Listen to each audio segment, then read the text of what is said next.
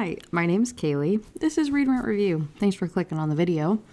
Today, we are going to talk about one of the most popular romance novels in 2022 and popular romance series that was finished in 2023. It is a trilogy by Lucy Score, the first of which is Things We Never Got Over, which is probably what you're most familiar with. It's the light blue cover with the daisies that was all over the freaking place. Well, that is part of a trilogy. Obviously, I just said that. And I took the L, guys. I took the L and I read all three of them. The first video that I did on this channel was a very, very in-depth review of the first one. And then today, I'm going to do a recap. I'm pretty much just going to do like a full run through of the first one in case you haven't read it or if it's been a while since you've read it. And then I'll give you guys the rundown of what the other two are. Oh, Lord. They're not bad. I gave all three of them 2 stars. It's not bad. The issue is that every single one of them is 600 pages long. To cover romance stories based in Knockemout, Virginia, which is a small town in Northern Virginia, over the course of 9 months. It's not even like a long time period that these books are occurring over. There is so much like filler and nonsense and like no plot, but it's not bad, right? Like, it's mediocre writing, but it's not bad. Nothing about it is egregious. They're just very unlikable characters that just get more unlikable over time. There you go. That's my summary. Okay, so the books, though, we'll just go right into it because I'm over it and I've spent so much time on this godforsaken thing. So we'll go ahead and start. The first book begins. We open with Naomi Witt. She is a runaway bride from New York who gets a phone call from her evil twin sister, Tina. Tina lives in Knockemout, Virginia, Knockemout, Knockemout, a town that was founded because when they had problems, they settled them with fist fights and beer, usually in that order. Okay, so Naomi drives through the night, right? Army crawls out of a church basement, looking for any excuse to end this relationship with this man. Army crawls out of the church basement on the day of her wedding to drive through the night to go and save her twin sister in this small town. When Naomi gets there, though, she's hanging out in the coffee shop, waiting around, and everybody gets super pissed off, thinking that she's Tina. Again, identical twins. She has to pull out her driver's license to prove that she's not Tina so that they, lay off. But not before the townies call the town bouncer, Knox Morgan, who is our main male love interest. So he shows up to the coffee shop to kick her out, again, thinking it's Tina, because, nobody has clear communication, and he doesn't listen to them when he tries to correct them. But he calls her trash. He tells the barista, he says, I'll take the trash out, Justice, don't you worry about it. And she says, oh my God, this really attractive hot guy, and starts calling him Viking, even though he literally went toe to toe with her, got all up in her grill and called her trash. She's still talking about how hot he is. So she leaves the coffee shop all pissed off because she's like, I've been here for 20 minutes and all you guys have done is yell at me and be mean and whatever. She goes outside. Her car is gone. Tina stole her car. Her purse was in her car, so that's gone too. How'd she pay for the coffee? I don't know. Plot hole. So she's outside trying to figure out what to do, and Knox comes outside, and he's like, get in the car, grabs her arm, pulls her in his truck, and bitches the entire drive over to the police station that he is forcing her to go to. And she's thinking to herself, she's like, oh my God, he's a criminal. He's like, this is kind of hot. He's like a little tattooed little bad guy. Not the case. They pull up to the police station, and it is located in Knox Morgan Municipal Building. It's named after him. And he's like, I don't want to talk about it. So they go inside. They file the police report. And the police are like, sorry, dude, your sister sucks. She's like a real problem child, and your stuff's gone. You're screwed. Sorry, there's nothing we can do for you. So she goes outside the police station. Starts to have a breakdown, which I would too. I would have had one 45 minutes ago, girl. She realizes, right? She has no phone. She threw it out of the window on the drive over. No phone, no car, no purse. She just left her fiance. Her parents before she left, she like made them go on their cruise vacation thing that they had planned. She has nothing. She's in a town she's never been in, hours away. She like abandoned her job. Like she's completely alone in the universe, and starts breaking down a little bit about it. But Knox comes out and he says, "Don't you fucking cry. Your sister's a piece of shit." I'm not even exaggerating. He's like, "Don't you waste your tears." So it's such a calming presence. So he forces her back in the car and he's like, "I'll take you to the motel that she had rented in town." They go over to the motel and the door is cracked open. Tina broke into the motel too. Stole all of her shit out of the motel room. All of it. Tina took all of her stuff. All she left behind was the word whore written in lipstick on the mirror, Naomi's wedding dress, and her 11-year-old daughter named Waylay that Naomi had no idea existed. So Naomi, freaking out again, even more so, she borrows Knox's phone. She calls Tina. She says, "Hey, for real, what is going on? When are you going to be back? And who is this kid?" Tina says, "I took your shit. Get over it. I got to go hit a lick. I got to go make some money. I got to go get a job done. And I'll come and get my kid when I'm done. But I trust you to take care of her." Tina and Naomi haven't talked for years. Obviously, because she had no idea that this child existed. So Naomi, noble as ever, people pleaser as ever, decides, "I'll put on my parent cap and I guess I'm going to be responsible for this 11-year-old girl, even though I have no money or resources or job or anything. I guess this is my life now." And just accepts it, because I guess that's just what we do. So she tries to go back into the hotel to talk to Waylay and, get to know her niece that, again, didn't know existed. And Knox says, "You're not staying here." Naomi's like, "Oh yeah, you're right. Like, good idea. My door's busted. The lock's broken. You're right. We should probably move motel rooms." He says, "No, you're not staying here."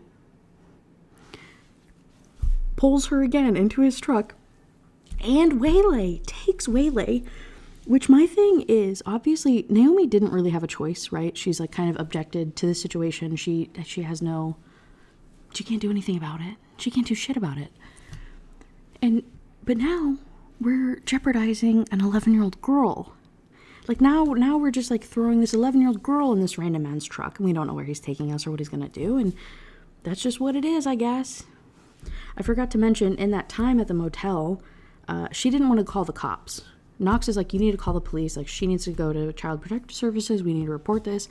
Naomi says, no, I don't want her to go into the system. Like, I'll just take care of her. And so Knox makes a phone call to the chief of police in Knockemout, which is his brother. Knox Morgan, little bearded Viking guy, is brothers with Nash Morgan, the police chief of Knockemout. So the police chief, Nash, he shows up. He gets a feel on what's going on and pretty much tells her the same thing. He's like, "Hey, you got to like take Waylay in or she's going to go into the system." And then he's talking to Naomi and trying to figure this out. Knox calls this random guy to go like speeding by on a motorcycle to get Nash to go away, because he doesn't want Nash to take Naomi, because he's like super controlling already. But apparently that's supposed to be hot. It's supposed to be attractive that he's isolating her. He's isolating her immediately. And so, again, he forces them into the car. He says, "Get in, we're leaving." He takes them to the trailer that Waylay and Tina were living in, and the trailer is trashed. Tina tore it apart. They got evicted. She hadn't been paying rent, but she already went in there and like destroyed everything, looking for something. There's some like character building, relationship building between Waylay and Naomi, whatever. He, again, says, "You're not staying here either. Like, this place is gross, and you're not doing that." He, again, forces them into his truck, saying, "You're not staying here either. The trailer's busted, and you don't know if Tina's coming back, so get back in the car." So, again, we get into the car with a child in a random man's car in a town you don't know, and we drive off into the woods. Into the deep woods, where this man lives on a property. It is a very beautiful property, don't get me wrong. I imagine that it is like this huge clearing And at the base, there's this lodge that is like ginormous and beautiful. And then halfway up, there's a cabin. We'll say it's over here. And then at the very like top of the clearing is this little house. And the little house is where he takes them. And he says, hey, here you go. Here's a place to live.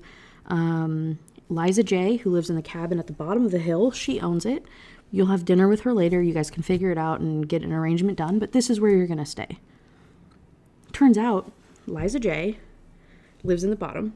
Knox lives in the little thing in the middle. And then they're going to be up here at the top. Okay, that's not a problem at all. I mean, that's kind of weird. Kind of a weird proximity, but that's fine. Turns out Liza J is his grandmother. Okay. Cool. Okay, so we're just, okay.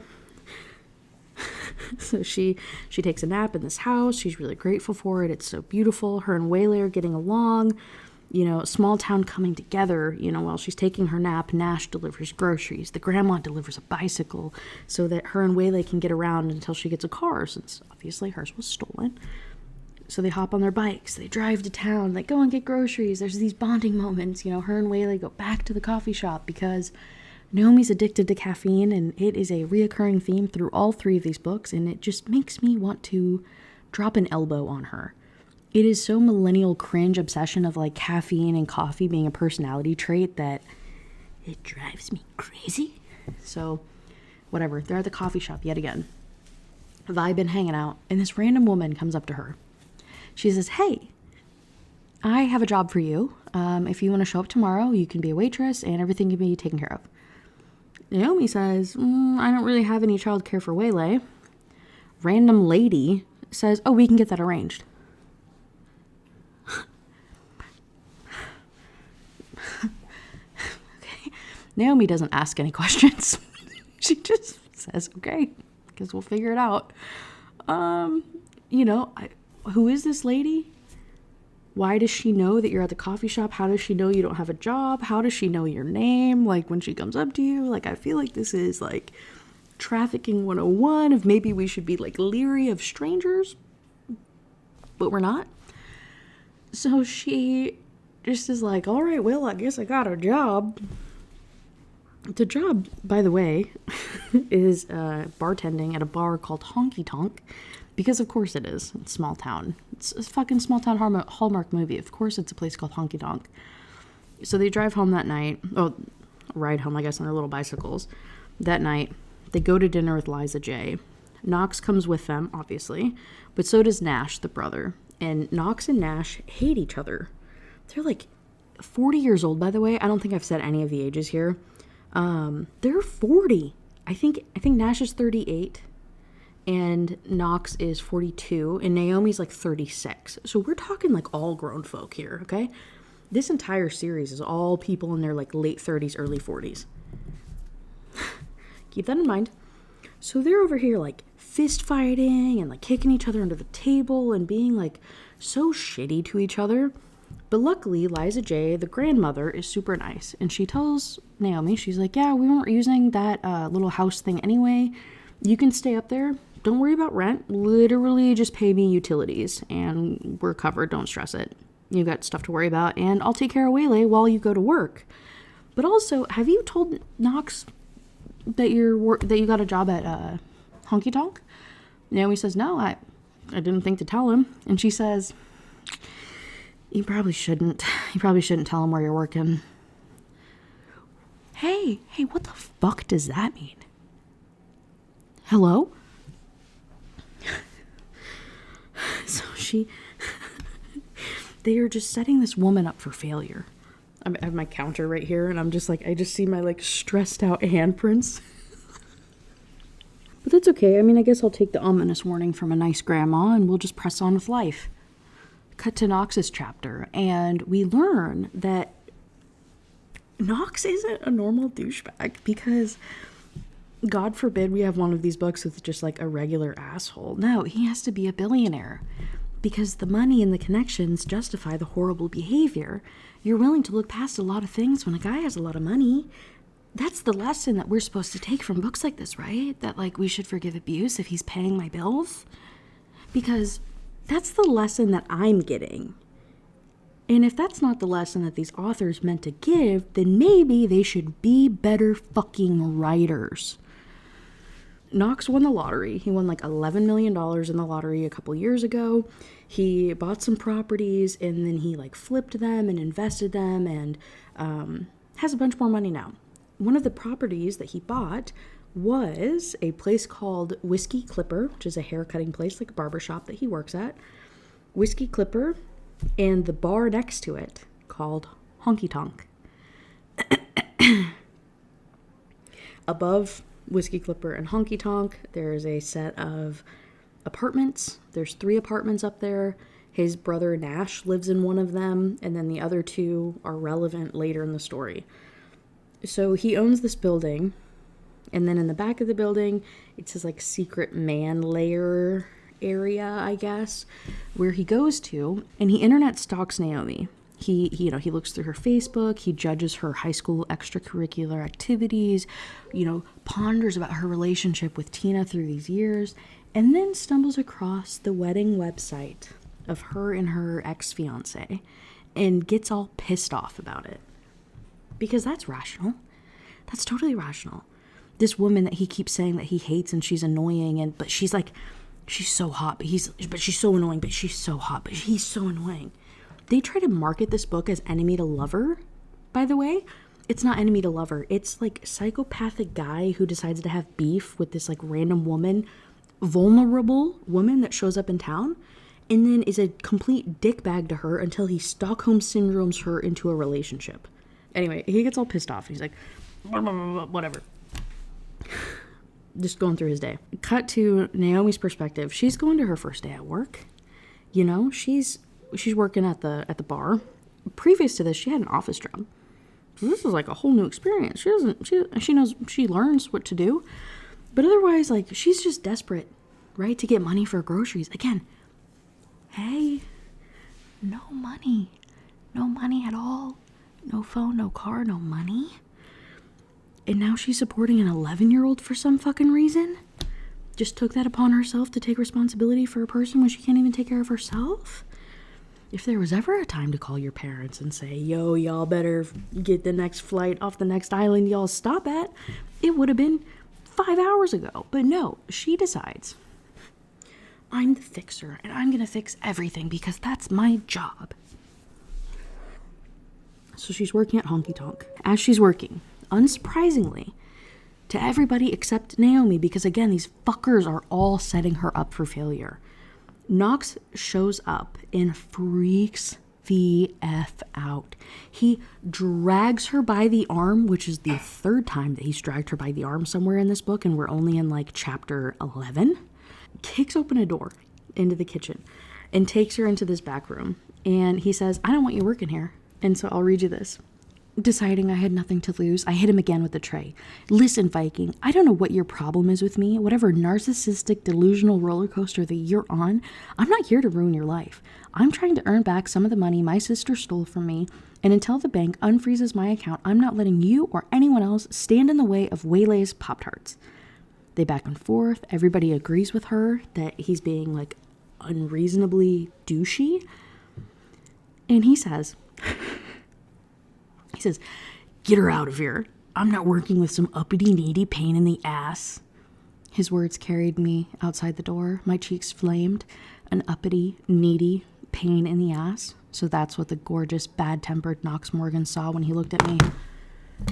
Girl, calling a man gorgeous is the last descriptor that I would use after he called me an uppity, needy pain in the ass. I'm just saying. A man talks to me that way after grabbing my arm and dragging me somewhere and kicking open a door in anger. The last descriptors that I would be using. Like, I don't understand. So she called, Jesus. It's just a bunch of other stuff. And he's going through this and he's just being a prick all night and talking crap to her and she's pushing back on him. And she's doing such a good job. She's kicking ass and he's getting so mad about it to the point that he gives her a table of rowdy customers, one of those customers being Wiley Ogden, who will be a reoccurring character throughout this entire series, so take note of it now. this douchebag old guy is at this table being rowdy, and he is known for like groping the waitresses, and he sends her over there to teach her a lesson, pretty much. Hello?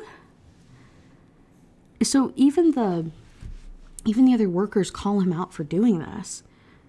And he says, she didn't belong here, and if I had to prove that by dangling her in front of a wolf, then so be it.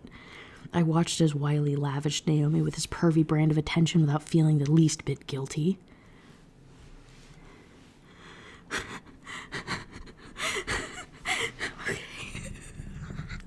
And so then he's like, she's not my type. She's too stuck up. And then talks about how he hasn't been laid in a while and how he needs to go and like some girl. So then I could come back here and not feel compelled to jerk off every time I saw her. Hello? What the fuck are you talking about? You psychopath. So then he's thinking all of this while watching this creepy guy. And then creepy dude grabs her wrist and he goes over there and talks crap to the guy, whatever, gets Naomi out of that situation. She goes back to the bar, and then he talks crap to her. He says, you hit me with a fucking tray for talking shit, but you let that sweaty asshole put his hand on you? I don't have time to point out the fact that you told me that if I upset one table, you are firing me, so you'll have to settle for this. Flips him off. You sent me over there on purpose, knowing what would happen. I didn't react the way you wanted me to. Get over it. I sent you over there so you'd be creeped out by Wiley, not so he could put his fucking hands on you. If he does it again, I want to know. And you little horny freaks, some of you read that and you said, oh my god, he's so protective. Therapy. So then Nash walks in to give her an update about the situation with Tina. They found her car at like a scrapyard lot out in DC, and there's no sign of Tina, but the car got found kind of, sorta, but also the car got reported stolen by her ex-fiance, Warner. And Knox's first thought when he hears this, he overhears this conversation, this update, he thinks, yeah, Naomi is the type of woman I would buy a car for. It's weird. At the end of this, right, Nash gives this update, weird tension, whatever. Nash then says, hey, by the way, like, you get off at 10, I know you don't have a car, like, I'll drive you home. Knox interrupts, and he says, no, she's getting off in 10 minutes, other bartender's gonna take her home. Other bartender's like, no, I'm not. And he says, well, Naomi, Nash lives right upstairs, and so if you let him take you home, like, you're being a real inconvenience to him. So Naomi, people pleaser in her, says, oh my god, I don't want to be an inconvenience. Yeah, Knox, I mean, I guess you can take me home then, since like you're right down the road. Like, I don't want to be a bother to people. So Knox, after knowing her for like less than 24 hours, maybe 48 hours, is able to clock a personality trait of hers, i.e. people pleasing, and uses that against her to manipulate her to get what he wants from her, and I'm supposed to find him sexy. Couldn't be me. I'd kill a man for less. I didn't say that. So it was so irritating, though, to read that and know that people think that this is hot. I'm about to read you something. So she finishes her shift, right? They beat last week's numbers, whatever. They take some shots. It's a good time. And then she quits.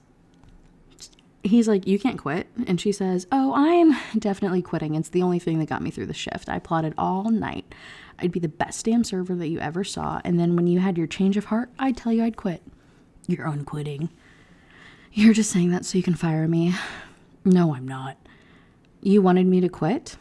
I quit. You win. Yay, you. Well, you didn't suck, and you need the money.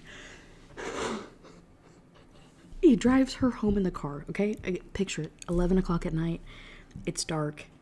He just subjected you to this really creepy guy and has highlighted these like insecurities that you have so that you're more reliant on him, and you're driving on these back roads in a town you don't know, in a state that you don't belong in, with no resources and no phone to call for help. And you're cornered in a vehicle with him as he's driving down the highway and saying, I hate you and I'm not attracted to you, but like, I'd fuck you. And I'm not exaggerating. I don't have the quote on me, so you'll have to watch my other video if you want to see it, or read this fucking book if you want to see it. But I'm not exaggerating. That's what he says to her. He says, I don't want to date you and I'm not attracted to you, but like my dick gets hard for you.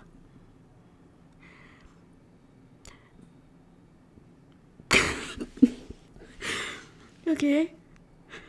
So, in the next chapter, Naomi goes to get pizza with Liza J and Waylay, and they're getting pizza, and it's this cute little bonding time, and, you know, we're introduced to another slew of characters. The important one being Sloane, who's the town librarian. Her book is based in book number 3 is based off of her. And we meet her niece Chloe, who becomes best friends with Naomi's niece Waylay, and yay, Hallmark movie. And while they're there, that's when Liza J reveals that Knox is a millionaire. Naomi had no idea up until that moment. And we also learn more about like Liza J's family and Knox and Nash's parents. In short, Knox and Nash's mom, I think, died in like a car accident or something when they were young. The dad didn't take it well, got super addicted to drugs, and like has been out of their life since then. And then Liza J's husband died like a couple months after the mom died. So it was just a lot of loss in this family in like a very, very short time. And then all the trauma with the dad, like horrible backstory, I guess, that is supposed to like, I don't know, make me feel something for the man, but I don't because he's a douche. Naomi decides to have a dinner party. You know, after this conversation with Sloane and Chloe and Liza J, Naomi gets the idea of Waylay starts school soon.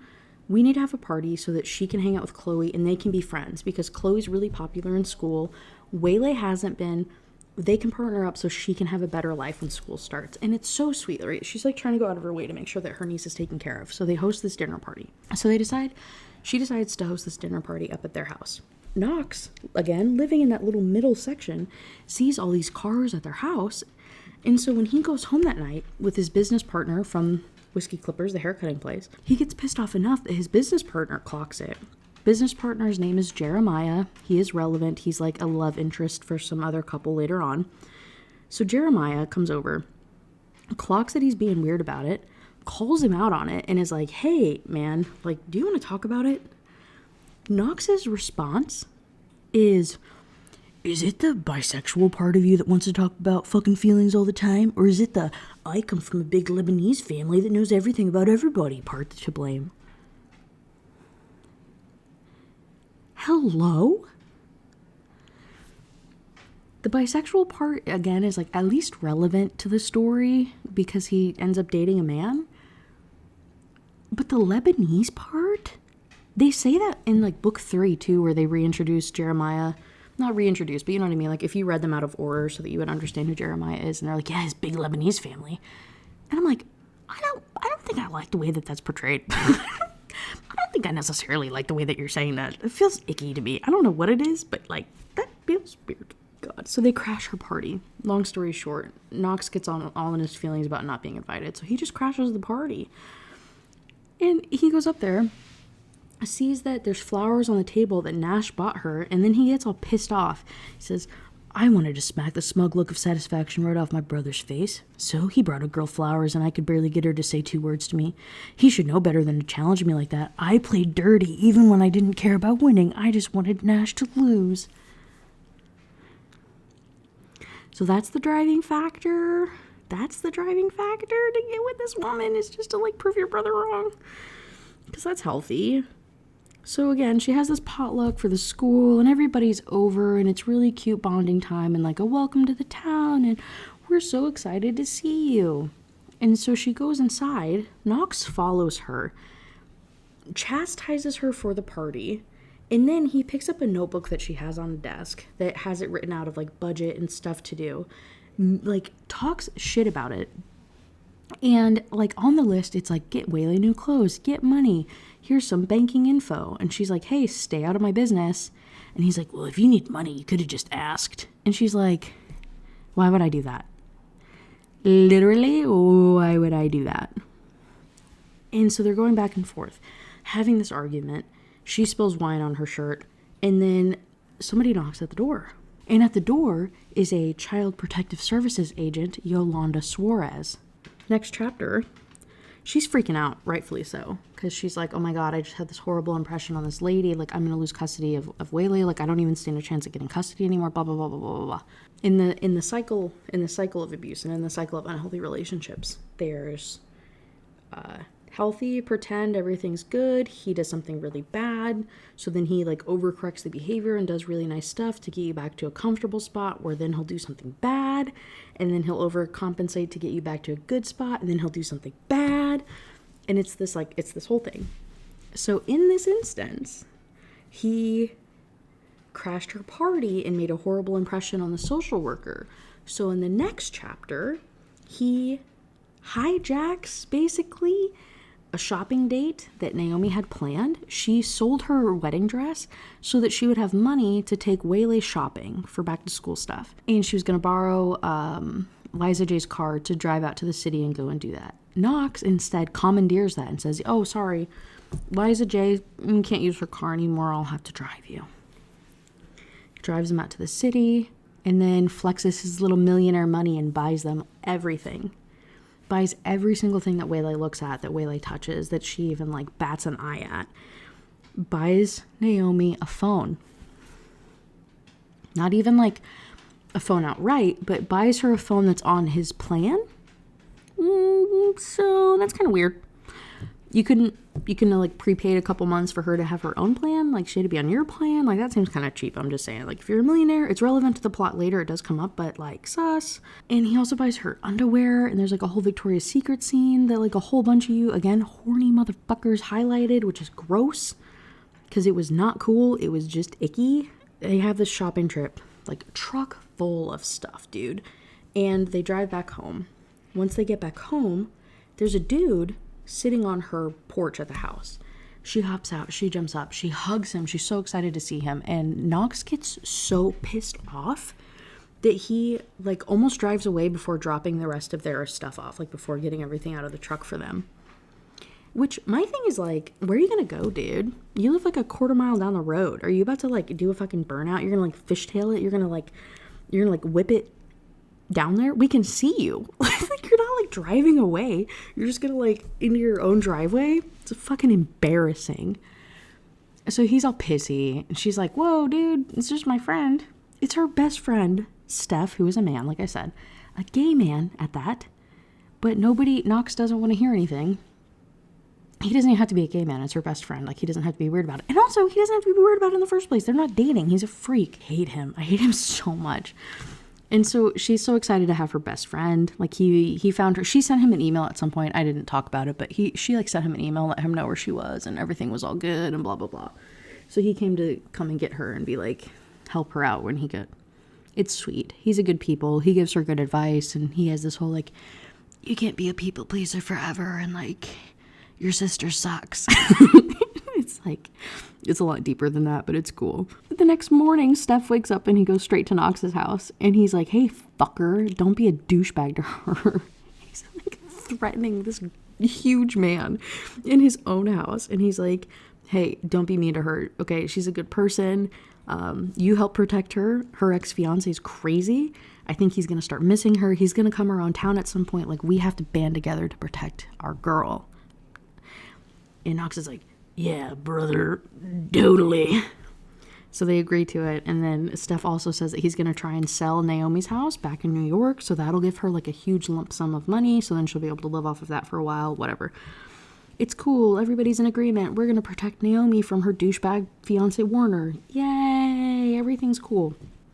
The next chapter is another slice of life chapter where they all go and get makeovers. So Steph and Naomi and Waylay all go to Whiskey Clipper to, again, get makeovers. Jeremiah is doing her hair. Steph and Jeremiah hit it off. You know, they like start talking and like thinking each other's hottie toddies. Whaley's getting her hair done, and it's revealed some like tragic backstory between her and her mother is an abusive piece of shit, which we all expected because Tina sucks. There's nothing new there, but it's cute. And there's just like some general tension between Naomi and Knox. You know, they're like eye fucking in the mirror and stuff. In the next chapter, Naomi is back to work at Honky Tonk. And sometimes in the back room of Honky Tonk, there is illegal poker that happens, and the tips are crazy good. And so the girls are like, hey, Naomi, if you want to go and take care of the poker place, go make some extra money. Like, we know that, like, you need it, whatever.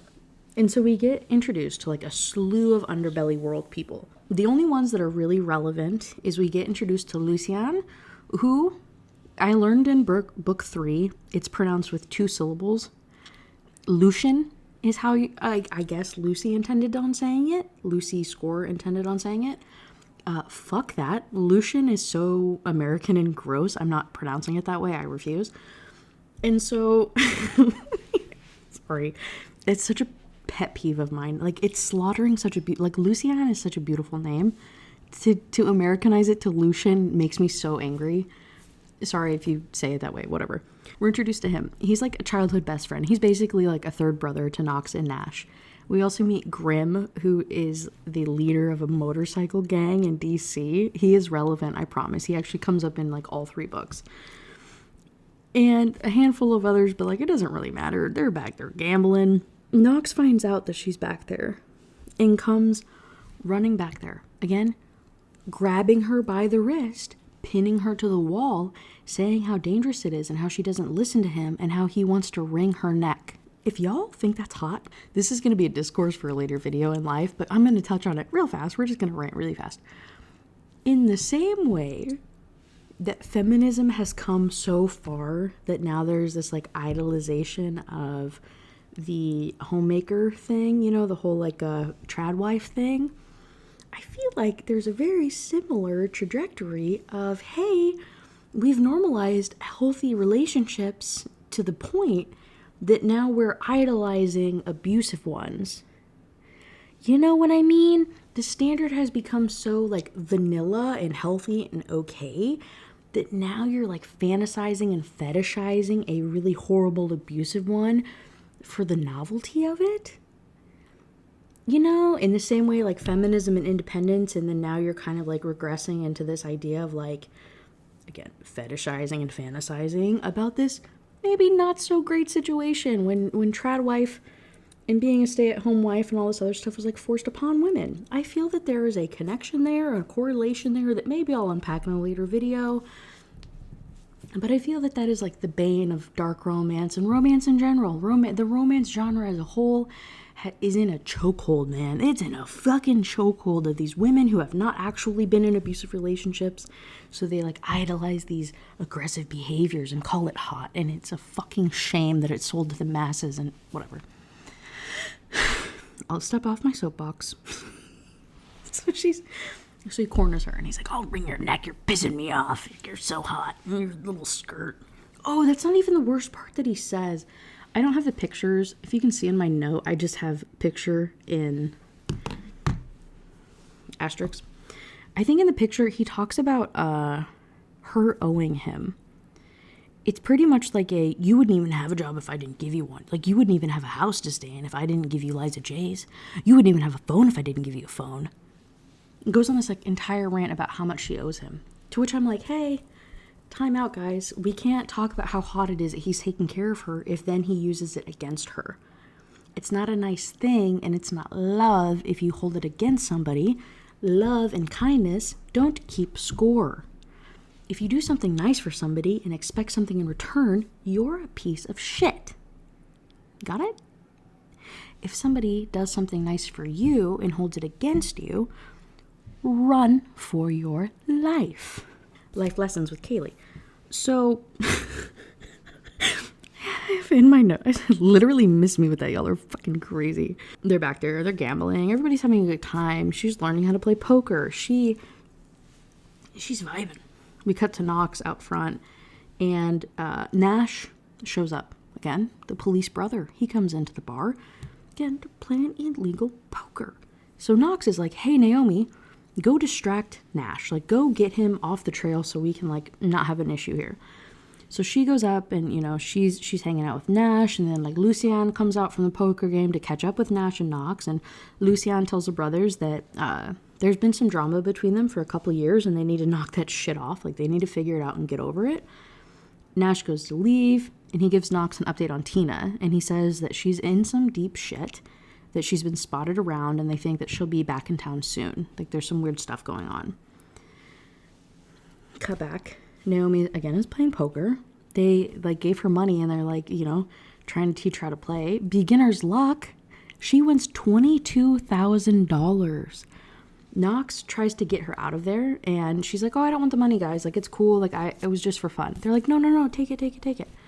They insist that she won it fair and square. And Knox has a horrible reaction, again. Like, absolutely holding it against her. Super douchey. You think he would be happy, right? Like, if this was an actual healthy relationship, and she just had a windfall of $22,000, you would think he would be happy for her. She can buy a car now. She can, like, pay off any debts that she had. She can have a good little nest egg to get an apartment, or to, like, stow away to pay for stuff for, you know, keep the house utilities going, put some money in for waylay. Like, $22,000 objectively is life-changing money. Like, I don't care how much money that you make. That is such a crazy chunk of money to fall into, especially in this situation. And he is a douche about it. I don't have the picture, but it is so bad. Again, if, like, you want the pictures, and if you want these, like, actual quotes and me reading it, you can watch my old video. But Naomi goes out to the bar. You know, she spots Salone, the librarian, and they're talking, and they got the grant. Salone was trying to get a grant so that she could hire Naomi. So they won it. Awesome. So Naomi now has a job outside of Knox, right? She has $22,000, and now she has a job, and she'll be able to make money that isn't directly attributable to Knox, who is technically directly attributable to the house that she's living in, right? You can see the problem here.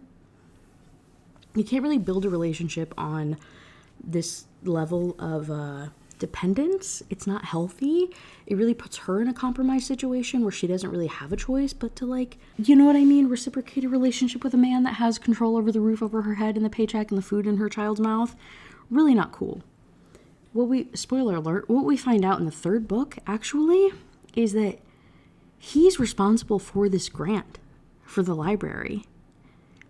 In the third book, we find out that he and Lucien pitched their money together to, like, make up this grant company to, like, give the library money. Inadvertently, not even inadvertently to her. She has no awareness of this. Nobody knows until way later that he is just funneling more money to force her to stay in the area and pay for her to stay there so that he can pursue her, I guess, even though he's like a douche. I don't know. It's so stupid. So she's talking to Salone. They're happy about the grant, whatever. They're celebrating. She goes onto the dance floor. She runs into Lucien. She goes to him a dance. They're dancing. Salone comes up. Salone and Lucien have beef. We learn that they, like, hate each other. There's some cursing, whatever. It's just setting up for the third book. It's not really relevant to the current plot. She gets a call from Steph. Nash got shot. The world stops. She turns to Knox on the dance floor. Knox comes running up to her, and he's like, what's wrong, baby? Ugh, for one. And as she's about to tell him that his brother got shot, the police burst through the door. They rush him off. They don't know if he's going to survive or not. It's really touch and go. He got shot twice. He got shot in the shoulder. He got shot in the chest. It's really sketchy. So he runs off with them. Don't know if he's going to pull through. Naomi, after her shift, brings Knox's truck to the hospital and meets them there. And she's, like, hanging out with him in the lobby. And he's continually telling her that he doesn't want her there and that she needs to leave and not to touch him. And she ignores him and hugs him, which leads to a quote that 17,000 people highlighted, which I think is something where she's like, you need a hug. And he's like, I needed you. And then he's like, yeah, Nash is out of surgery, but, you know, I can't see him until he wakes up. And she asks what their big fight was about. Like, what is this thing that, like, Lucien is alluding to? Like, why are y'all beefing? And it turns out that when Knox won the $11 million, he tried to give $2 million of it to Nash under the condition that Nash would retire from being a police officer. Lucien hate the police. They had Lucien ended up going to jail when he was a kid because of some bad police force stuff. And so they've always held it against the police. And so Knox when Nash grew up and became a police officer, Knox was like, fuck you, dude. I can't believe, like, you would turn on us like that. Like, you're a traitor. You're just, like, a piece of shit. I'm a millionaire now. I got $1 million. Here's $2 million. Retire. Get out of there. It's dangerous and you're betraying us. Nash is like, hey, fucker. I became a police chief. I became the police chief of this town so that I could rid the police force, rid all the bad people out of it, and make a good force. Like, I could redo it from the inside, and we could have like a positive impact on the community and all this other stuff. So Nash, with the $2 million, after repeatedly rejecting Knox giving it to him, accepts it, donates it to the police force. Hence the Knox Morgan Municipal Building. Nash gave the money right back into the town to like name it that after Knox as like a donation, which is so fucking funny. So Knox was very, very personally offended by that for multiple reasons, as you can imagine. Naomi hears the story and she's like, y'all are fucking stupid. And I'm not even exaggerating. Like, I'm pretty sure she says that. And so then the nurse comes out. Nash woke up. And before Naomi leaves, you know, so that the brothers can see each other, Knox says thank you and he kisses her. Oh, I hate it so much. Knox goes and visits Nash. They rehash a lot of the stuff that I just told you. It's really nothing too crazy. It's just bonding between the brothers. Knox leaves the hospital. He runs into Lucien outside in the parking lot of the hospital. Lucien, again, works for the underbelly. He's like a consultant out in DC. He does some crazy political stuff where he's like pulling strings of politicians and who's doing what and blackmailing other people, and he has all sorts of connections. So he's like, I don't trust the police to take care of this, and if they do, they're too slow. So I'm going to talk to my people, and we're going to figure out what's going on. And there's also another mention, again, just like setting up the third book for his relationship with Sloane. Chapter 23, Naomi's back at school. Naomi's back at the house. It's Waylay's first day of school. Right, so he got shot the day before Waylay. Dude, this is all escalating so quickly. I don't think you understand. We're in chapter 23 and it's only been like a week or less in this town. Like, it is absolutely insane how much rioting happens for such little plot movement. So Waylay goes to school that morning. Naomi goes back to sleep because she was up so late at the hospital and all this other stuff. She wakes up to Knox banging on her front door. And, you know, he's like, oh, how was school? Is she happy? Blah, blah, blah. And then he paces around the house, super frustrated. And you guess it, on page 239, 43% through of the book, they hook up. I'm not going to go into detail, but what I will say is at this point, from this point forward, the term milk is used 4 times. It's also used an additional, I think, 2 times in the other books. And that might be the most disgusting, like, spicy word I think I've ever heard in my entire life. Oh, I said I reread it, and there's actually one quote that I want to pull. I wonder if Knox's meep was some sort of magical wand that cast orgasm spells, rendering things like rally time and biological requirements non-existent. That's how Lucy Score describes all of the spice scenes, like, from the women's perspective. It's that level of, like, adoration and, like, oh my god, he's, like, so good at it. It's, like, crazy. Here's some cheesy, crazy quote. After they hook up, they take a little siesta, you know, they're like sleeping upstairs, and she goes downstairs and there's knocks at the door, and she's like, who else could possibly be knocking on my door right now? It's her parents. Her parents are there with a naked man upstairs. There's this back and forth. It's a mile-a-minute conversation, you know, about that, about how she got a dog. Knox wakes up. He comes downstairs in his boxers. They're like, oh my god, who's this guy? He's like, oh my god, who are these people? It's very dramatic. And Knox, though, unprompted, leans into the bit. And he's like, oh yeah, we're in a relationship. We're in a relationship, you know, to like appease her parents and get them off her back. And he even says he'll talk to Liza J so that they can stay at her little lodge thing at the bottom of the hill so they don't have to stay in that nasty motel. You're here anyway, folks. Let's get you comfortable and close to the family so you can like get to know your niece and you can hang out with your daughter. So Naomi says, can we go outside for a second? I feel like you and I need to talk. They go out there. And he immediately hits her with the, "You're lucky I'm a nice guy. You owe me. Do you know what this is going to do to my reputation? I'm a bachelor. You were the one that did it. This was your idea. What are you saying?" He's like so mean about it. And it was his idea. He's like forcing her into all of these situations and then bitching about it. It like, I said, I really thought we would have gotten over this by now. Like, there's no need for the attitude. Like, he said to his brother in the hospital that he likes Naomi and he wants to pursue her. Hence him going over there and doing it. And so I was like, oh, you acknowledged your feelings. You finally, like, got it out of your system. You figured it out with your brother. Like, he said, pursue it. I thought it would be cool. You know, I thought, my bad for fucking overestimating Lucy's score. Because this is going to happen in all 3 of these books. A man decides, I can't like her. She's off limits.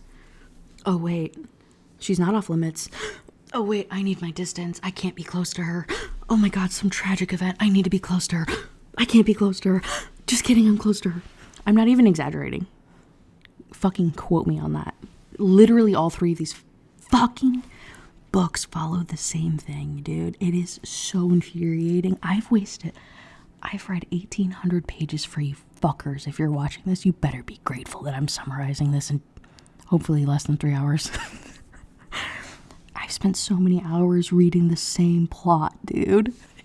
They're on the back porch, they're fighting. He's like, you owe me. She's like, why would you do this? He's like, blah, blah, blah, blah. They like make out. He grabs her butt. What was that noise?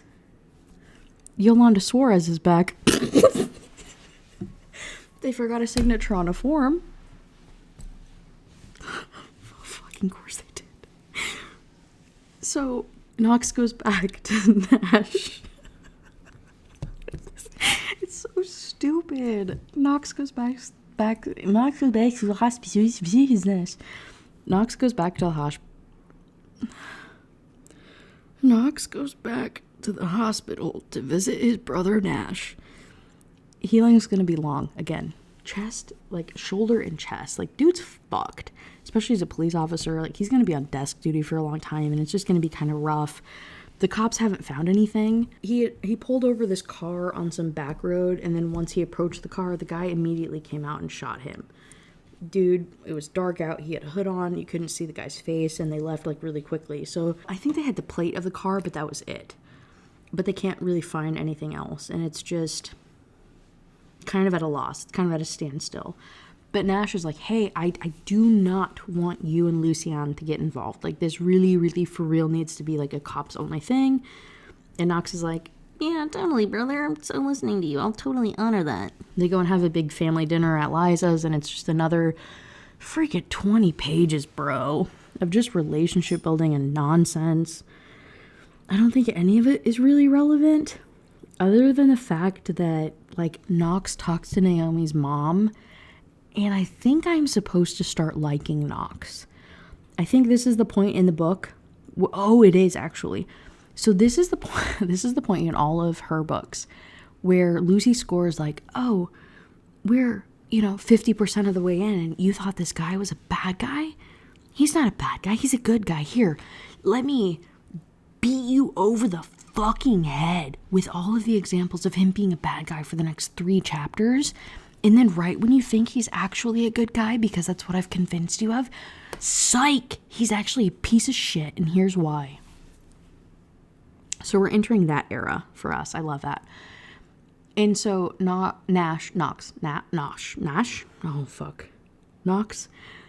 is at the house with Liza J. They're having this big dinner. It's all of Naomi's family and Steph and Waylay, and it's super cute. And Knox is being a ho-hum good guy, and everything's great. And he talks to Amanda, Naomi's mom, and she's like, you better take care of my girl. You treat her better than Warren ever did, and I know that you really love her, and she's so happy when she's with you.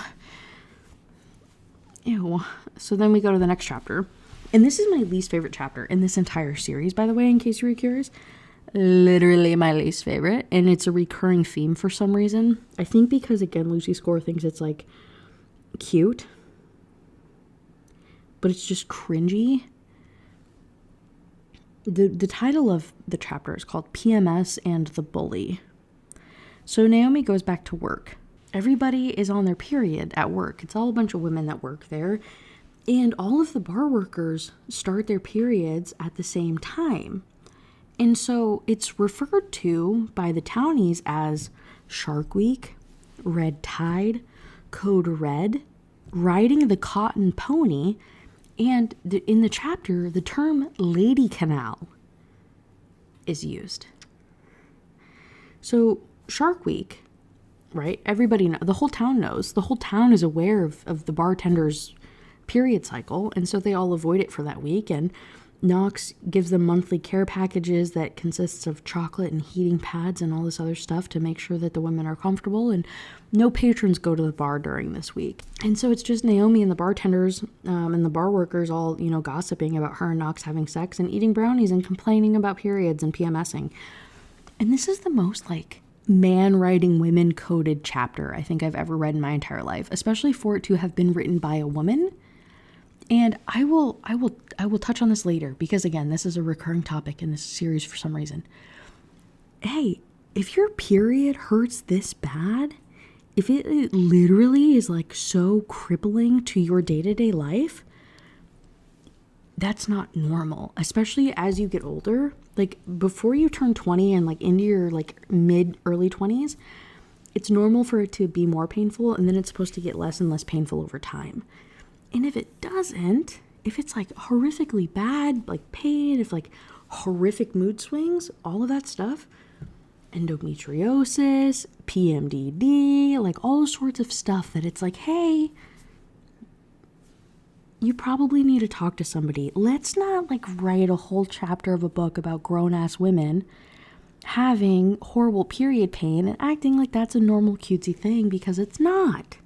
Not only are we going to normalize abusive behavior, but we're going to normalize bad women's healthcare? I draw the line. Salone texts Naomi that Chloe, her niece, said that there's a teacher who is yelling at Waylay. Naomi goes all mama bear, rushes to the school to confront said teacher. And it's this whole dramatic thing that spans the course of 3 chapters.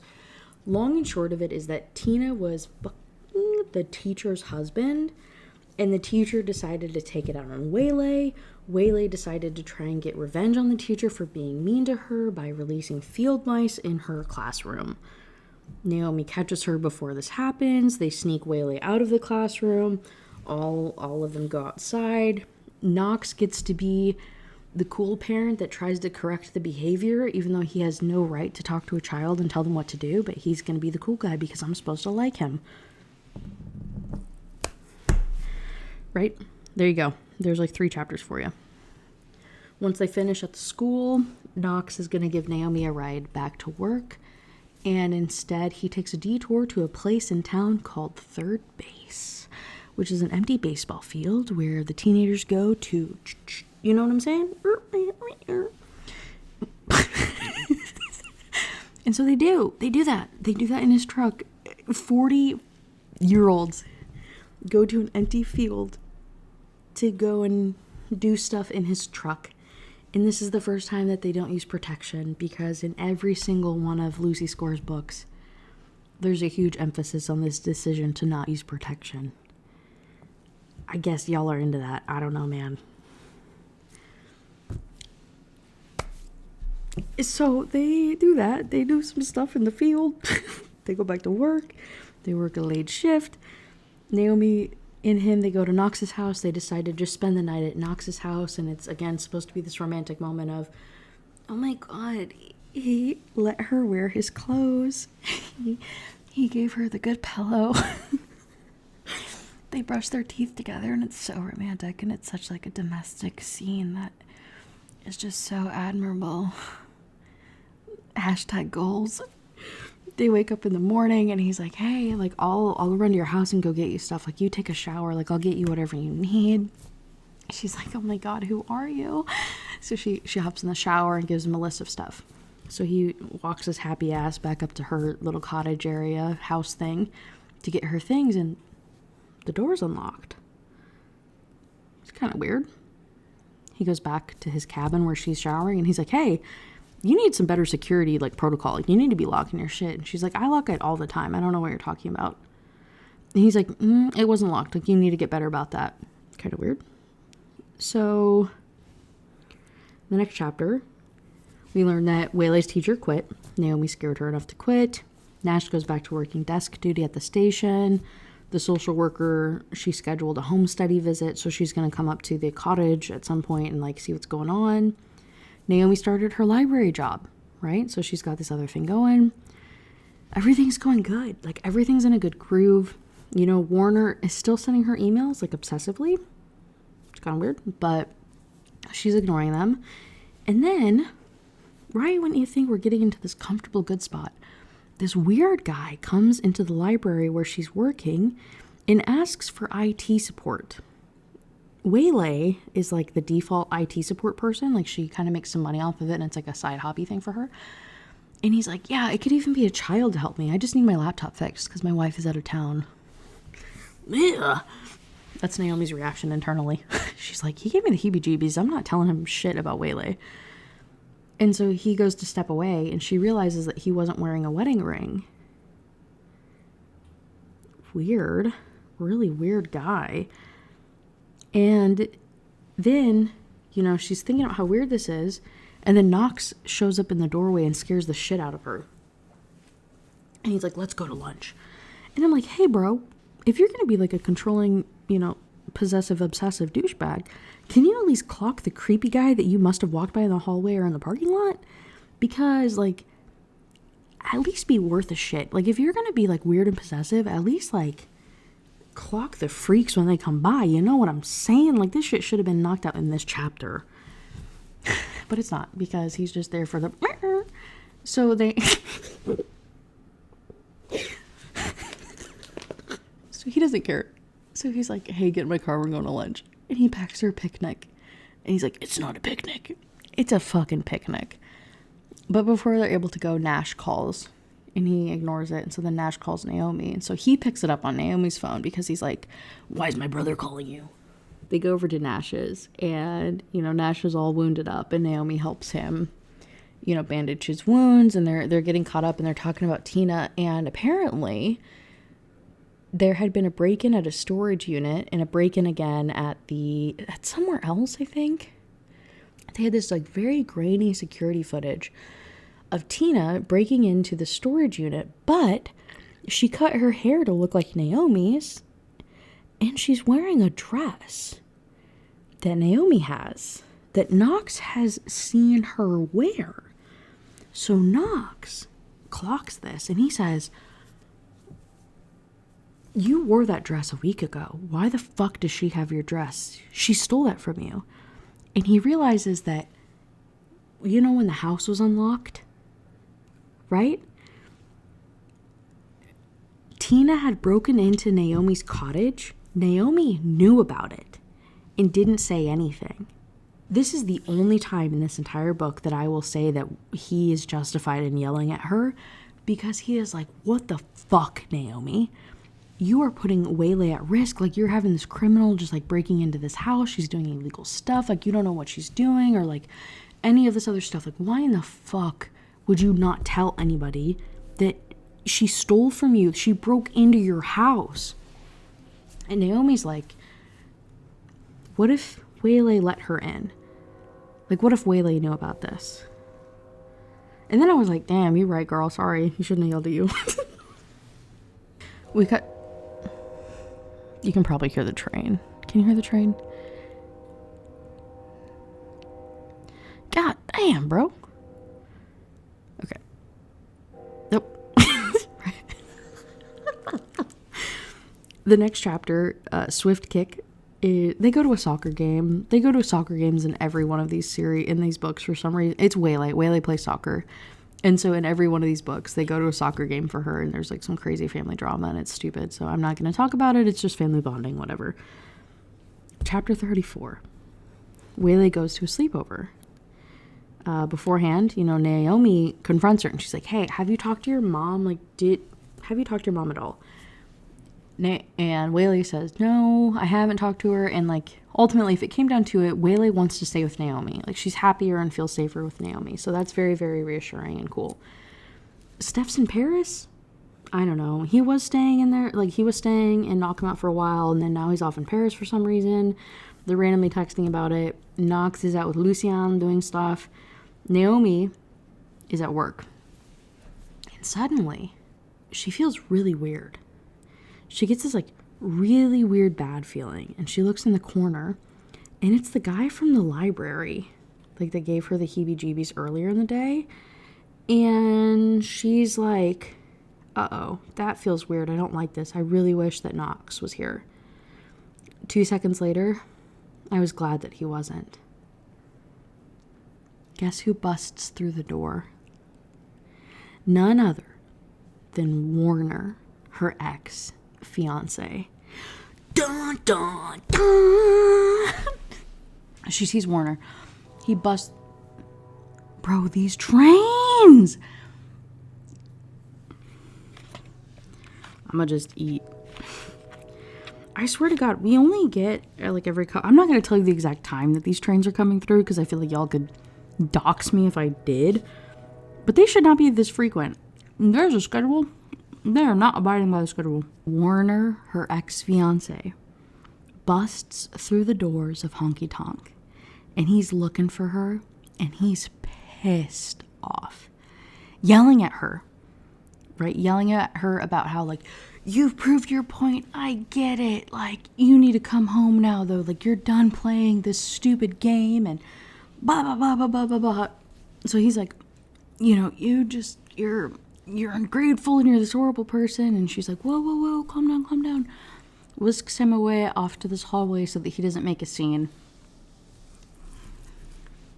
Protecting the abuser, right? 101 of like victim 101 of things that you do, even after the fact. And so she takes him to this hallway, and he's still yelling at her. And one of the bartenders comes by to the mouth of the hallway, and they're like, are you good? And she's like, yeah, I'm fine. Everything's good.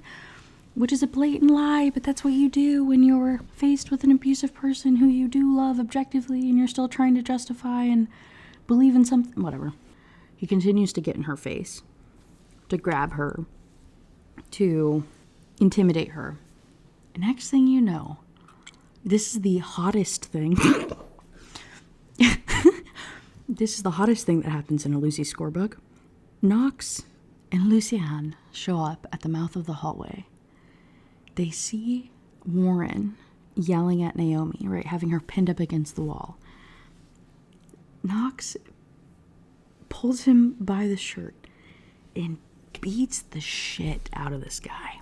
Breaks his nose, you know, punches him senseless. Lucien has to pull him off, and he says, I'll take care of it. Lucien picks him up by the collar, opens up a door with the dude's face to take him outside to finish business.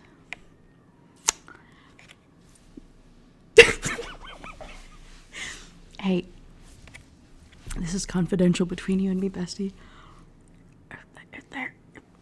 If there's one thing that makes me smile on this earth, it's when an abuser gets abused. I love when a shitty person, particularly a shitty man, like a shitty abusive man, gets their comeuppance. Be it from the main character, be it a, oh, you want to talk to me like that, and giving him the business, you know what I'm saying? Or somebody coming to her protection. There's nothing okay, this might be like toxic, problematic of me. I don't give a fuck. There is nothing sexier than a man beating the shit out of an abusive guy. Ugh. Protecting a woman? My heart. I don't give a fuck about anything else that happens in this book. And so, so this happens. You know, they beat him up. They throw him outside. Naomi rushes into the bathroom, and she's all crying and stuff. And Knox eventually consoles her, and he takes her into his man layer pad thing that he was in earlier. And he's like, hey, here's the code.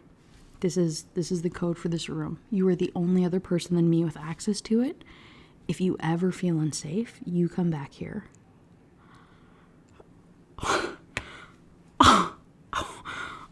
Oh my God. No, it gets bad. So, oh, dude, I'm so angry actually, because the whole time I was like, we are turning a corner. Oh my God. He's like, okay, Knox. Immediately kills it because he then literally forces her to tell him about the abuse that happened between her and Warner. And so begins a like chapter's worth of graphic depiction of like escalating physical abuse and escalating emotional and like verbal abuse from this man, which the depiction would be fine. Like I wouldn't really mind it so much, but the response to her being again forced, not on her own volition, not like on her own terms, but already, so like I'm already kind of like mood kill. But then he is so angry after finishing hearing about the things that Warner has done to her that he is going to go outside and kill this man. Oh. And so Naomi stops him and she's like, hey, you know, she like grabs him and she's like crying into his back and she's like, please, like don't leave me, like I need you.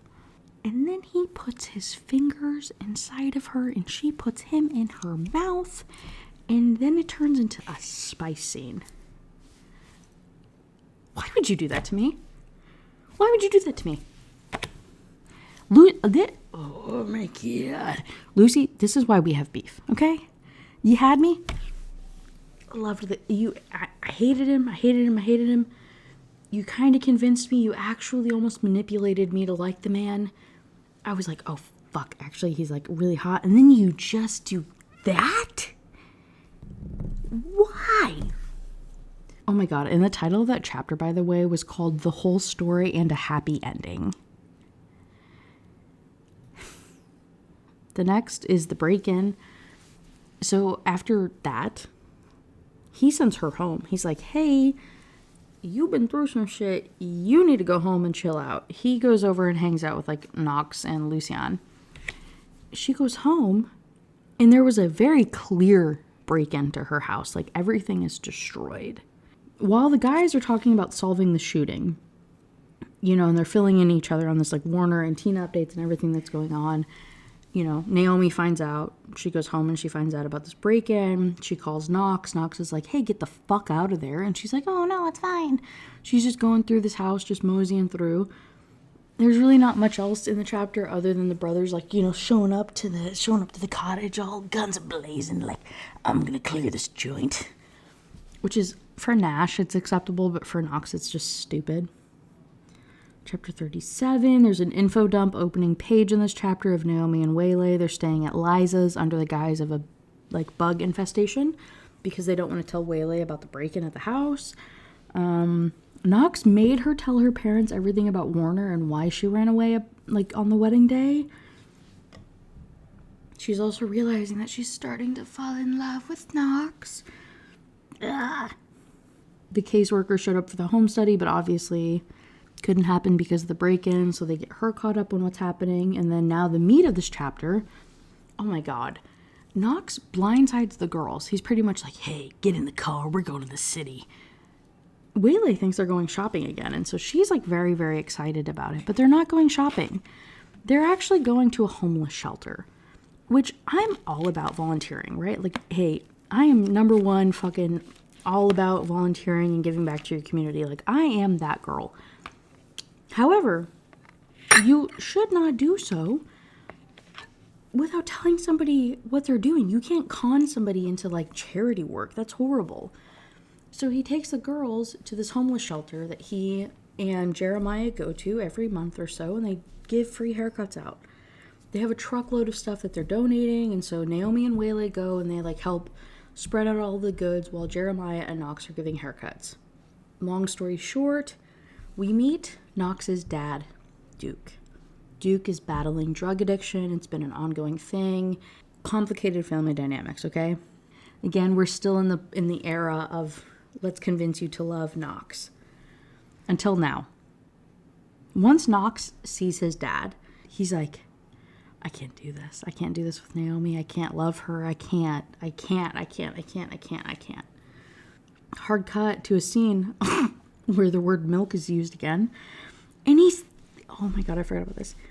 He's thinking to himself, mid-action, about how he's falling for her, and ends the scene thinking, I was still inside her as I plotted how I was going to end it all. Hello? That honestly might be one of the scariest, like most horrifying things I have ever heard in my entire life. Hey, what a bad way to phrase that. He's thinking of like breaking up with her, which is equally shitty in and of itself. Not equally, but like that's pretty shitty in and of itself. But how am I gonna end it all? Girl. So then he takes her out to pizza the next day and he breaks up with her. And as he's, sorry, I had to put this hat on. I keep playing with it. And so as he's breaking up with her, he hands her an envelope of money. And he's like, hey, for your troubles. And she's like, one, you think I'm so immature that you had to take me out in public so that I wouldn't overreact? And two, you're paying me off? You're paying me money for breaking up with me? Like I'm, like this. Oh, she's so pissed, which I don't blame her at all, right? Like, dude, fucking A, bro. I'd be so mad. It was just bad. It was such a dick move.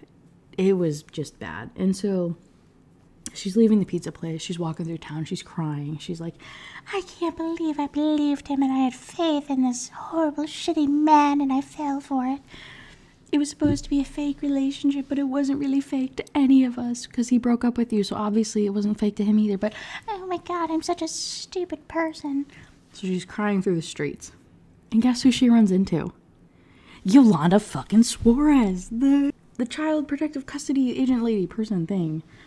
She runs into her again because every single time that her and Knox have a fallout, she runs into this bitch.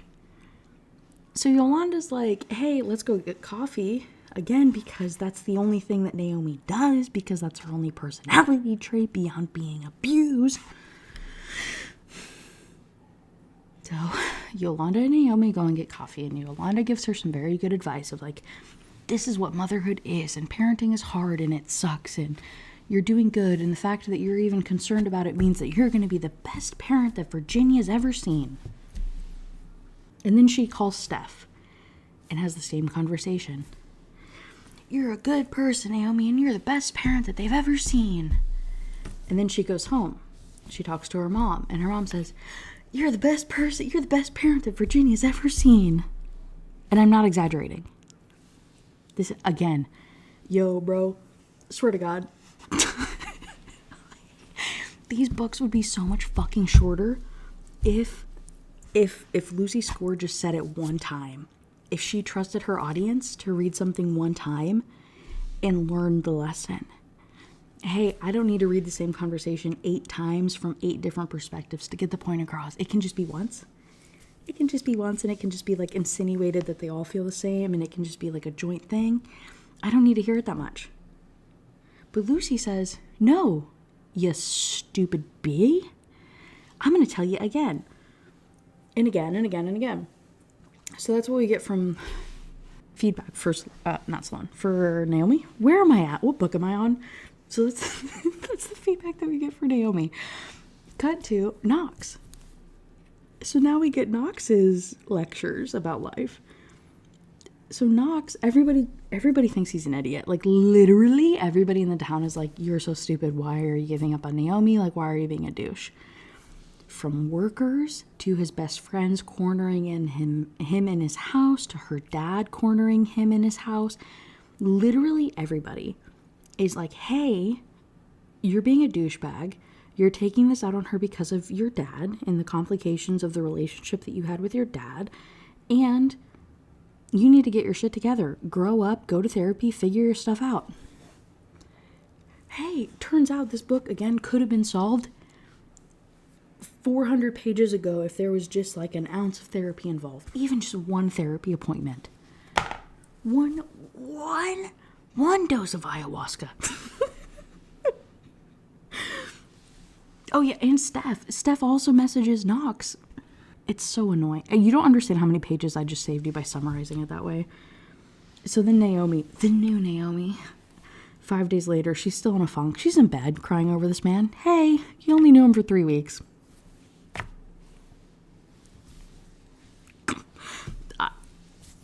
Whatever. So she's crying in bed.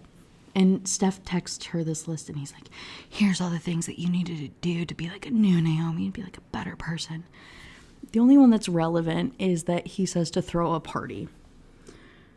Right? So she does. She does all the other stuff. She gets the makeover, she gets out, she takes a shower, she like figures her life out, and then she's going to throw this party. And next chapter's new Naomi, right? Next chapter is the old Knox. Knox is again just moping around, and then he comes home. Same thing as the first party. He sees it. He sees a party being thrown. He feels left out. He sees Nash like putting his arm around Naomi, or like her laughing with him or something, and he gets triggered, and so he storms down to the party. He goes up to them and he says, "Oh, I hope you like my leftovers." 40 4 decades old. This man with his big age. I hope you like my leftovers. So he leaves. He gets the shit kicked out of him, or like threatened to get kicked out of him by Nash and Lucian. And so finally he goes back up and he like mopes around his house a little bit more. And it's so stupid. So then the next day, Naomi's at her first shift at the bar since the breakup. Knox is there also, because of course he is, because he's still trying to win her over and talk to her, when in the middle of the shift, this woman walks in. Stunning. Long-legged. We'll get there later.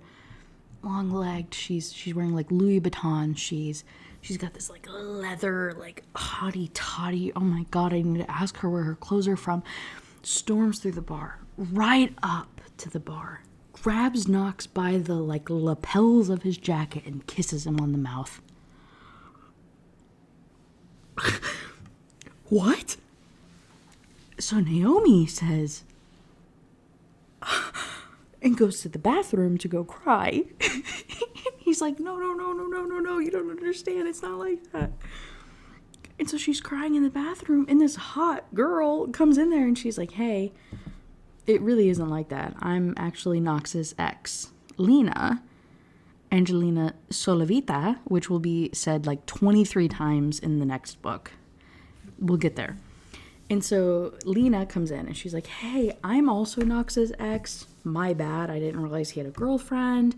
Like, we just like hook up whenever I come into town, and he never has anybody, like he's never dating anybody. My bad. I didn't know what was going on. We're like Knox's only exes. Let's go drink. Okay. So they do. Lena basically kidnaps Salone. They go to the bar in the next town over, and they go and have a drink, and they talk about Knox and how much of a shitty guy he is. While they're there, you know, Naomi texts Salone, and she's like, hey, we're talking shit about boys. You should come over. So Salone does. So Salone, Lena, and Naomi are getting drunk at this bar. This bar, by the way, I don't know the name of it. I don't really give a shit, but we will be here. We will be here a lot. So just take note of this moment. This bar will be a reoccurring place. This is the girls go to talk shit about men bar. This is the first instance of it. So they're there, they're drinking, they're having a good time. You know, they're bonding over, you know, Knox not being emotionally expressive and emotionally stunted, and how much Lucian sucks, and like all this other stuff, and Nash and whatever. Knox calls the cops because Naomi and Lena aren't answering his text messages. So he says, I'll call the cops then. And so Nash responds, because he's like, chill the fuck out, dude.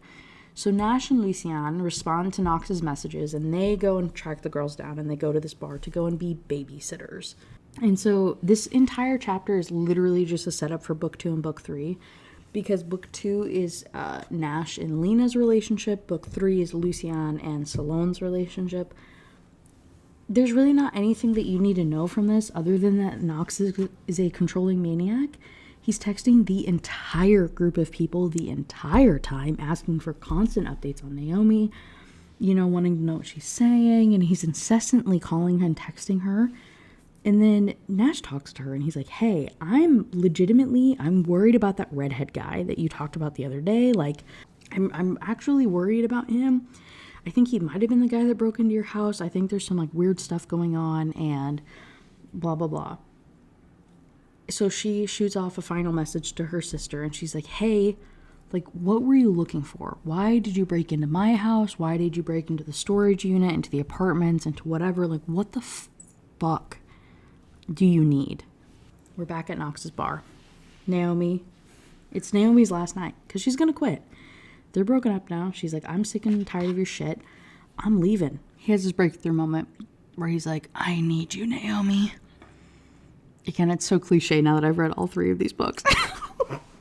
I realized my emotional mistakes and I need to be a better person. And so she's at her last shift at the bar after she said that she's going to quit. And he's like, you have 15 minutes, Daisy. Meet me back in my office. At the 16-minute mark. She ignores him because she's like, fuck off, dude.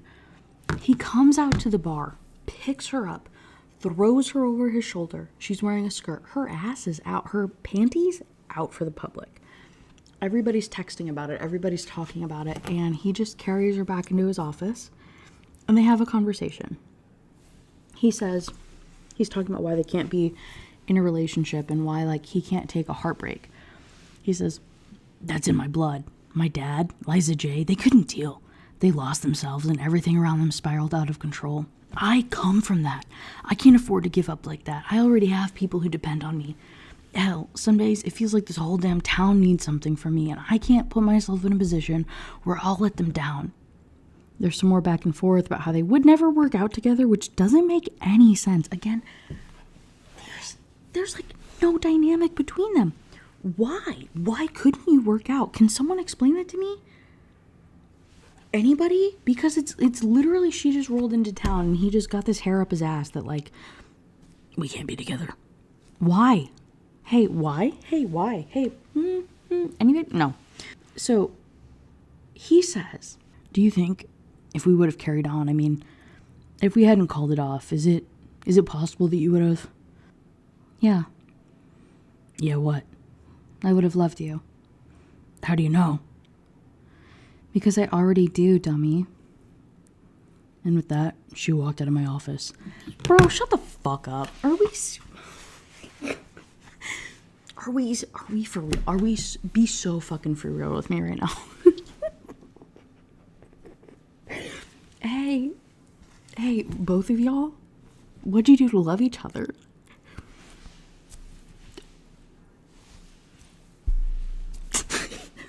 I want you guys to know that I am expediting the storyline, but I am by no means leaving out anything juicy. There has been no bonding. There has been no, like, relationship building. She's just a hot girl that walked into town that decided to take care of an 11-year-old, and he's just a millionaire with an attitude problem. But they think each other's hot and they want to fuck. So they love each other and are gonna get married. Shut up. Shut up. You're 40, bro. I said, before we get to this last 9% of the book, we're on page 491 of 535. There's 44 pages left until the epilogue. Just please keep this in mind. Lucy Score's books do this a lot, where the last 10% feels like a fever dream of what the fuck. To be frank, it's kind of impressive how off the rails this gets. Her formula is something else. Naomi leaves Knox's office. She goes to check her phone. She has a whole bunch of text messages of everybody who's like, oh my god, I heard he carried you off and he fist fought a bear for you, and like whatever small town drama gossip that happens. But in the middle of it, she has a missed phone call from Waylay and a couple missed text messages that say, I need your help. So she's freaking out. She steps out of the bar to try and call Waylay, and Tina pulls up. Tina pulls up in this old car and says, oh my god, he has Waylay, you have to get in. So Naomi does. She's like, oh my god, like, where's Waylay? So she hops in the car. The second she gets in, Tina handcuffs her to the, I don't know what she handcuffs her to some part of the car. Handcuffs her to the car. Naomi's phone is on the floor. Tina's like, you're so stupid. I can't believe you fell for that. So she's like driving her off into the boonies. Naomi's like, her phone is at her feet and she's trying to like flip it. Hey, for what? You gonna dial the cops with your toes? You about to unlock a screen and like hit the unlock code with your feet and then like dial 911? Like, what are we planning here? Would love to know. So she flips the phone over. It lights up. Tina realizes. Tina reaches over to grab it. She drives into a field. She grabs the phone, throws it out the window. She's like, what the fuck? What the fuck, Naomi? I thought we were cool. Gets back on the road. They continue driving to town. Pull up at this old chop shop in DC. Tina's like, hey, I bet the dude in there $20. Can you just go in there willingly? Like, Waylay's up there. Can you I want my $20. Can you just like play nice for a second? So Naomi does. She goes upstairs with her sister in DC after being kidnapped. Waylay's up there duct taped to a computer chair. And wouldn't you know it, the guy next to her is the weird ass redhead guy from the library and from the bar. His name is Duncan Hugo. Duncan Hugo is the guy who owned the car who shot Nash. Right? They got a partial license plate. From the like dash cam footage of when he got shot. They were able to link that it was Duncan's car, but they could never find where Duncan was. Well, here he is, and it turns out he was the redhead guy. Crazy. Tina is dating Duncan Hugo. What? And they kidnapped Naomi and Waylay.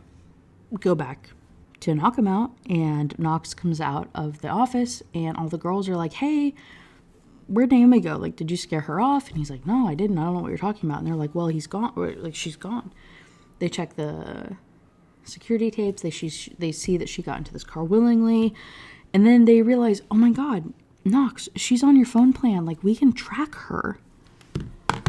Are you fucking kidding me? And so they do. They track her on his phone plan because this millionaire didn't buy her own phone plan. And so he hops in this truck and her dad hops in with him and they drive off to find where her phone is pinging from, and it's in the field. So that's not a very good sign. But luckily, Grim, the motorcycle guy, whatever, boss, gang boss, calls Knox and he's like, hey, I just saw your girl pull up to this chop shop. I just thought you should know. I don't think she really belongs there. Knox is like, thanks. So he calls Lucian, he calls Nash, and everybody starts like guns a-blazing to get to the chop shop in DC to get Naomi and get Waylay. While we're there though, right, Tina and Duncan start to fight. Duncan pulls out a machine gun. He starts threatening them. He's looking for a flash drive. A flash drive that Tina had that had this like really, really important thing on it, and they could not find it. They couldn't find it in the trailer. They couldn't find it in the storage unit. They couldn't find it anywhere. And Duncan is like, Waylay, you know where it is. Tell me where it is or I'm going to shoot your aunt. She's duct taped. She can't tell you where it is, bro. You got that girl duct taped. What are we? You're stupid as fuck. So Tina's like, oh, Naomi has her period. We have to go to the bathroom.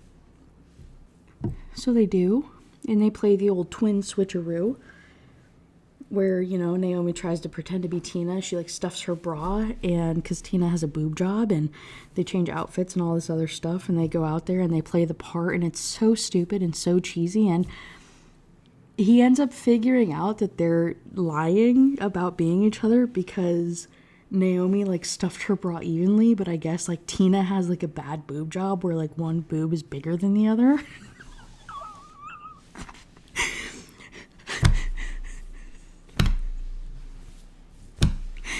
So he's like, you think I'm stupid? I'm gonna kill you. And so he goes to like shoot them, but then Tina's like, nah, bitch. And then she shoots him, and then like Naomi tries to shoot him, and then Tina runs away, and then Duncan's there, and he's strangling Naomi, like he's about to kill Naomi when like Knox comes in the door, and then Knox like shoots the guy, and like shoots the guy, tries to save Naomi, and then he's like, oh my god, Naomi, I thought you were gonna die. And Naomi's like, coffee? Bitch, I swear to God. So she's like, coffee? And he's like, oh my god, that's my girl. He's like, we're gonna get married after this. You survived. And she's like, I must be dead. Did you say you were gonna marry me? And he's like, yeah, I realized how much I needed you. We're gonna get married after this, baby. And then they look up and Duncan's gone. Duncan, like, ran out the door. Duncan escaped while these stupid motherfuckers are, like, flirting with each other. And this other dude comes in and tries to shoot them. And then, like, Nash comes in and saves the day. And he's, like, shooting people. And it's, like, this whole crazy shooting thing. But everybody survives and everybody's happy, I guess. Other than the fact that, like, Tina ran away. She got caught a couple blocks away pretending to be Naomi. So she gets arrested. Duncan's just gone. No idea where Duncan went. And then the book ends with all of them at the ambulances, like, getting all cleaned up and stuff. And then Whaley's like, oh, by the way, I have the flash drive. Here it is. It was on my shoe the whole time. I have the thing that he was looking for. And so they pull it up, and what he was looking for was a hit list. And at the top of the hit list is Nash. That's pretty crazy. What a crazy way. And the book ends.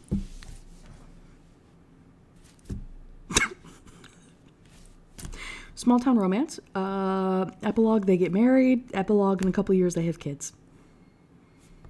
I don't know what else you want from me, dude. That was book one. Book one, we ended with that relationship happening. Duncan Hugo is escaped, and Tina's in prison. And then there's a hit list that was out there. There was a hit list that was created, and Nash was at the top of it. And he got shot, and we don't know why. The end.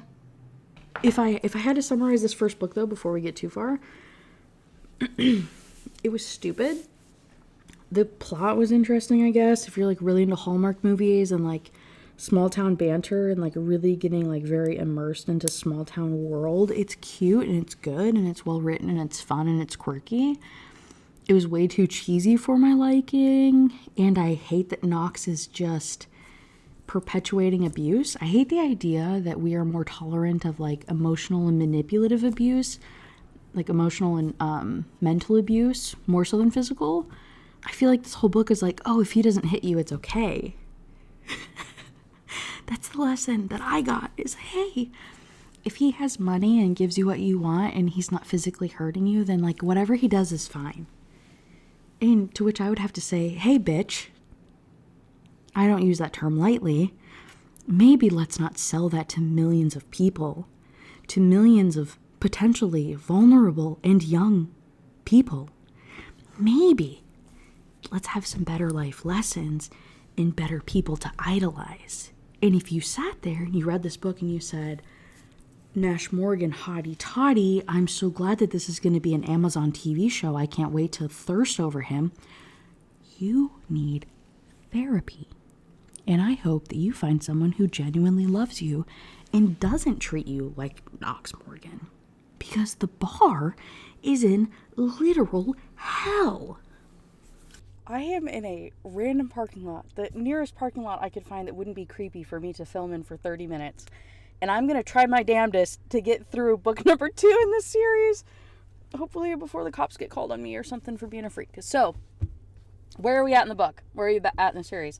Things We Hide from the Light is the second book in the series. It's based off of the relationship between Nash Morgan, the police chief brother, and Lena. Yeah, dude, Nash ends up with Lena, his brother's ex-girlfriend. We start off the book a couple of weeks. Honestly, the timing in this book is absolutely insane to me because it is not long at all. But they act like it is. But I think it's a couple of weeks after he got shot. And he is uber depressed about it, which is completely understandable. They haven't found the guy that did it. You know, Duncan Hugo got away. And he's just at a loss and feeling super empty and hollow and shallow. And there's a guy that's running that's going to come right next to me. So I'm going to pull my iPad off the fucking dashboard.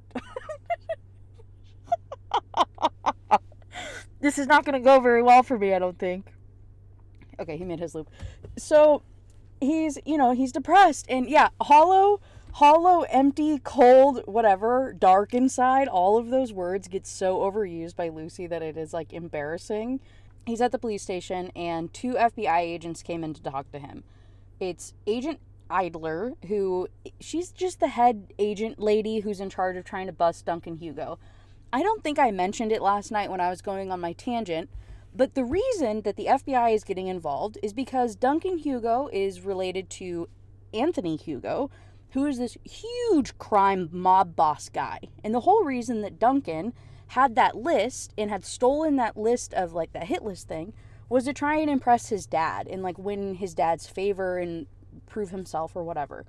So now Duncan's gone, Anthony's still doing his operations, and the FBI is getting involved now, obviously because there was like harm against a federal officer, and then there's some other stuff going on. People on the list, I think, were also warranted an FBI visit.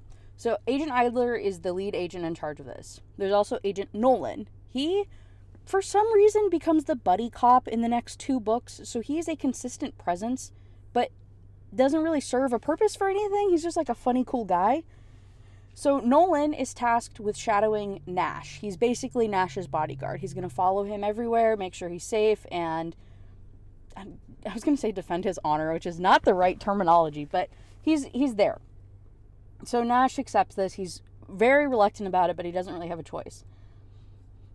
So he goes home, and again, right, home for him is in Knox's apartment complex thing that he owns, right? We got the Whiskey Clipper, we've got Honky Tonk, and then we've got the 3 apartments up top. Nash lives in one of them. This old lady, Mrs. Tweedy, who is like 75-year-old in everybody's business, again, is like, I think, a comedic relief. She comes in every now and then as this horny old lady. I don't know, bro. It's weird. And then the 3rd apartment was vacant until he goes home that day and sees Lena's long legs. And she's described as long-legged in all 3 of these books. The term leggy, long-legged, whatever, acknowledging how perfect her legs are, is like 30 times. I looked it up. I don't have the exact number, but it is some ungodly amount that it is it's her long legs, and it's Naomi's caffeine addiction is their character defining traits, which, how embarrassing. But anyway, Lena is moving into the empty apartment next door to him, and it's instant lust, instant attraction, and staring at her and being turned on and all this other stuff. And so he mans up a little bit. He's still sore from the bullet wounds and stuff, but he helps her carry a box upstairs.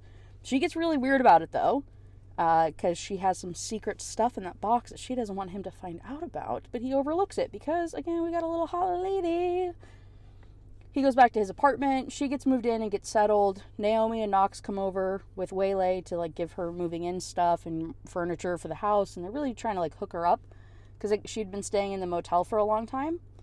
Originally, she was supposed to just be in town for a work visit, and then it's extended to be a couple of weeks now. It's kind of questionable. We'll get there. And so Knox is like, yeah, dude, get out of that hotel. Like, that's really, or the motel, that's really embarrassing. Like, just stay in this apartment. So he does, and while they're there, Knox tries to break into Nash's apartment. Like, Nash has been avoiding everybody. He's been, again, completely depressed, like, excluding himself from everything and not wanting to be involved with the family. And so when he's trying to break down the door, Lena interrupts, and she's like, hey, he's not home, like, I think he went out, like, just leave him alone, it's fine. Knox was harassing him, though, because they're having dinner at their house later that week or something, and he wanted all of them to come. So Lena's like, yeah, I'll pass the message along. Don't worry about it. The next morning, Nash is on his way to work. And Nash, every day on his way to work, makes a pit stop to the place where he got shot. He does not remember the shooting. Like, he remembers pulling over the car and approaching it and putting his little thumbprint on the back, like on the trunk of it. And then it's nothing. He's watched the dash cam of the shooting, so he knows what happens. He knows that a dude got out, shot him twice, and then went up to shoot him point blank when headlights came over the hill, and then they ran for it because they were about to get caught. But there's some words that got said that he has no idea what it was, and he is at such a... It bothers him so much because he's like, if I just remembered this, we could crack the case. Like, we could solve this problem. eats at him, eats him alive. So he's out there, reminiscing about this whole situation when he hears a weird noise in the woods. He goes to investigate. It's a dog that's stuck in a storm drain. So he's in there trying to get the dog out of the storm drain. It's all tangled up. Its leash is tangled up on some branches in there. And Lena runs by. She runs 5 miles every day. She's a little bit of a health nut. She sees him and she's like, hey, big guy, like, what are... Or Hotshot, sorry, that's what he is. His name is Hotshot. Hers is Angel, for the sake of this book. That's all they call each other from here out. So Hotshot, she's like, hey, dude, you're a little too big to be in the storm drain. Like, let me help you out. So she crawls in there. She gets the dog. Once she has the dog, she can't crawl out of the storm drain. So he has to pull her out. But instead of doing the logical thing, instead of doing what you would expect of standing up and pulling her feet, he gets on his knees in between her and pulls her hips into his crotch. Wiggles back, pulls her hips into his crotch. So it does not look good. And so Steph, Naomi's best friend, our token gay guy, drives by. He's like, oh, I see how the chief starts his mornings. Like, I'm going to tell everybody. And Lena's like, it's not like that. It's goofy and it's stupid. So they save this dog. Dog's super muddy, just absolutely filthy. So they take it home to get the dog cleaned up. They named the dog Piper because they found it in a pipe. Okay. So they get the dog cleaned up, and they can't do it at her house or her apartment because she doesn't have a tub or a shower. There's some complication that makes them have to go to Nash's apartment to clean it. They go inside and it is trashed. Like, it is absolutely depression mess. And Lena acknowledges it, and she's like, this is not who he is. Like, I know that. I don't know him personally, but I know that this is not the kind of guy that he is. That he's going through it. So they get the dog clean, they got to take their shirts off, and it's, again, more of this very forced sexual tension, instant lust between the both of them, talking about how hot the other one is, and it's very annoying to me personally, but whatever. Chapter 5, all of a sudden, right, again, we acknowledge that this was like a depression pad. There's a layer of dust on everything. He has strictly lived on takeout food, and there's just boxes piling up, and he hasn't been taking his medication. But all of a sudden, little hottie toddy, she moves in next door, and he gets a dog, and he's going to clean the whole house. And he's going to start taking medicine, and he's going to be going for walks, and he starts taking care of himself, because nothing like, insta love fixes depression. I love that message. I love the fact that mental health can just be fixed with some hot girls. Not wrong, but also not really what we should be selling, I guess, you know what I mean? And so he does all this laundry, cleans all these things, and then that night, again, chapter 5, yoinks it to Lena, and he's calling her Angel, calling her this nickname in the shower to thoughts of her, and she hears it through the wall because they're thin walls, and she's like, who the fuck is Angel? And gets all jealous about it. Kind of gross, kind of not very cool, not a huge fan of that. She goes to the library the next day to get some information on some properties around the area, which is kind of weird. Nobody really knows what Lena's job is at this point. She tells people that she's an insurance agent, but they're like, what is an insurance person doing in town for that long? Like, why would you need to be here? Like, that's really weird. She even lies to her parents about her job. She tells her parents that she's like a training manager or something. It's hosts like corporate trainings.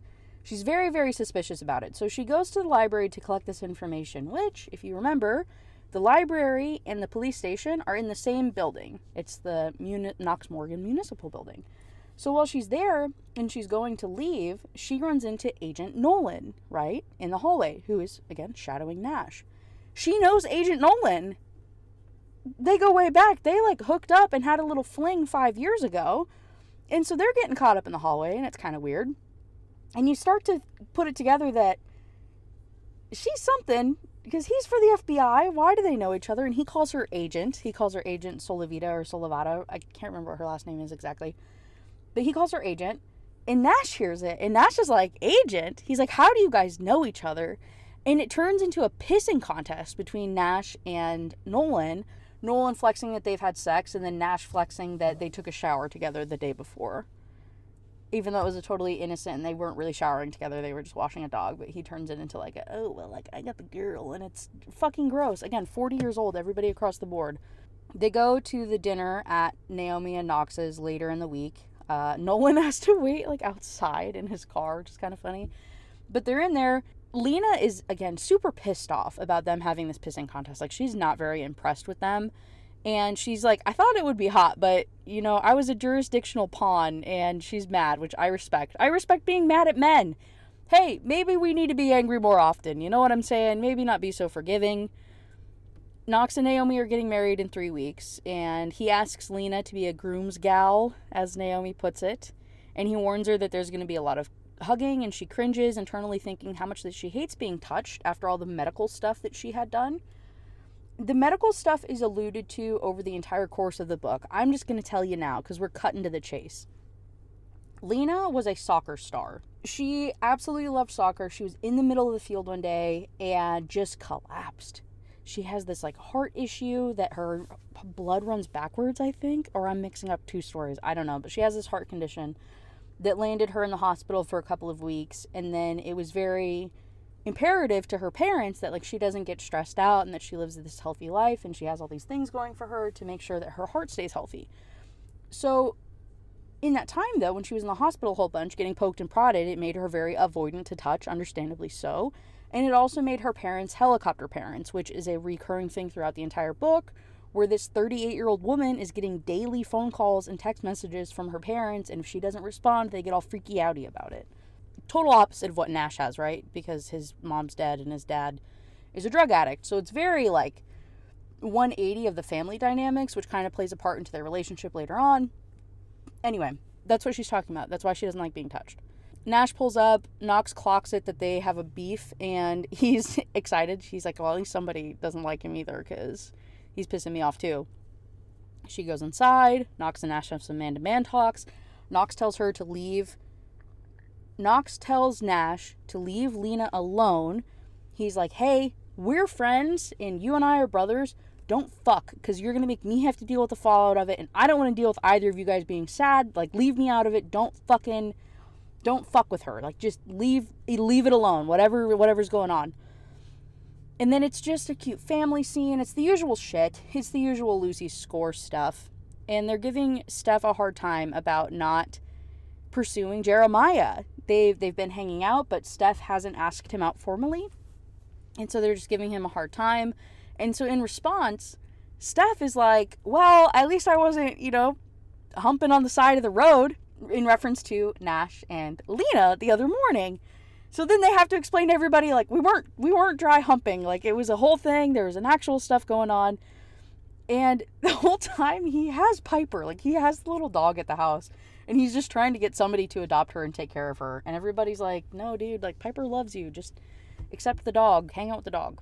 Oh, okay. So he, for some reason, at Knox's and Naomi's, decides to confront her, right? Again, she was still angry at him, so she had been avoiding him the entire dinner. He's been kind of pissy and trying to get the dog pawned off on people. She goes to leave. He corners her as she's leaving the house, and he's like, hey, what the fuck was Nolan talking about? Agent Solavita? What the fuck are you here for? Like, what's your job? Like, nobody knows what you do. You need to fess up to it. Like, you're just a lying little, whatever. Like, pins her. It turns into like a sexual tension thing, and he grabs her. He goes up and he's like, you want me to back off? I said, running my nose along her jawline. Yes, she hissed, but her hands pulled me tighter to her. You want me to stop touching you, Angel? I prayed to every deity I could think of, and then threw in a few celebrities and musicians for good measure. Sweet Dolly Parton, please don't let her say yes. She says no in a whisper, and then he says, Lena let out a sexy little whimper, and I swear to Dolly. Which is the cheesiest and stupidest thing ever. But, hey man, not a fan of the aggressively yelling at women and then pinning them to a wall and you taking it as a yes. Is she into it? Yeah, but maybe, again, still communicate and not be a douche. I don't know. I feel like I'm not asking for a lot here. And she says, it's none of his business. Yeah, so then she leaves, right? So Knox comes to her rescue, tells her to get out of there. Then he yells at Nash for touching her, and he's like, hey, she doesn't like being touched. Like, knock it off. And Nash is like, you don't even know who your friend is. Like, you don't even know what she does. Like, why is this even a thing? And Knox has to knock some sense into him and tell him to, like, shut the fuck up. And they've been friends for, like, 20 years and to chill and that she's a good person. It's very weird. He gets very, very weird about stuff, Nash will, as do all of the men in this series for some reason, so we'll get there when we get there. So he drives back home to the apartments, and he goes up to Lena's to, I guess, apologize or maybe talk more or something, but instead, Miss Tweedy opens the door. She's visiting Lena, and it's this whole girl power, angry woman character thing. I couldn't tell ya. But the description is, January Tweedy was feisty enough at 76 that I shuddered to think about what she'd been like as a teenager. Hey, could we have said college? Hey, could we have said 20-year-old? I couldn't imagine what she was like in her 20s. Why you gotta say teenager, you fucking creep? So he tries to go in there and talk to her. Miss Tweedy's like, fuck off. He's talking about how he apologizes for not trusting her, but he's like, I can't trust my gut anymore. And she's like, what do you mean? And he's like, I walked right up on that car. I can't trust my gut because I got shot. And it's so fucking dramatic. Tension, flirting, completely unwarranted. She goes to the gym the next day with Mrs. Tweedy, and they go and work out, and she gets her butt kicked doing CrossFit, and Nash is there also, and he's like checking her out, and she's checking him out, and Jeremiah's there, or not Jeremiah. So then Steph is working out with her too, and it's a completely irrelevant side plot because her and Steph, are getting their butts kicked, and then Nash and Jeremiah walk in, and they're giggling about being how sweaty and gross that they are and wanting to impress these guys that come in. I don't know, dude. Cute, I guess, all the way around. Like, it was objectively cute, but again, not for 40-year-olds, and again, not enough to read 30 pages of it for nothing. So he asks Lena to babysit Piper, and Nash is going to go out with the boys that night. So he goes out with Lucian and Knox. They, hang out a little bit. Goes relatively well. He spends a whole hour with them, which he's very proud of because that's the most that he's been able to get out of the house.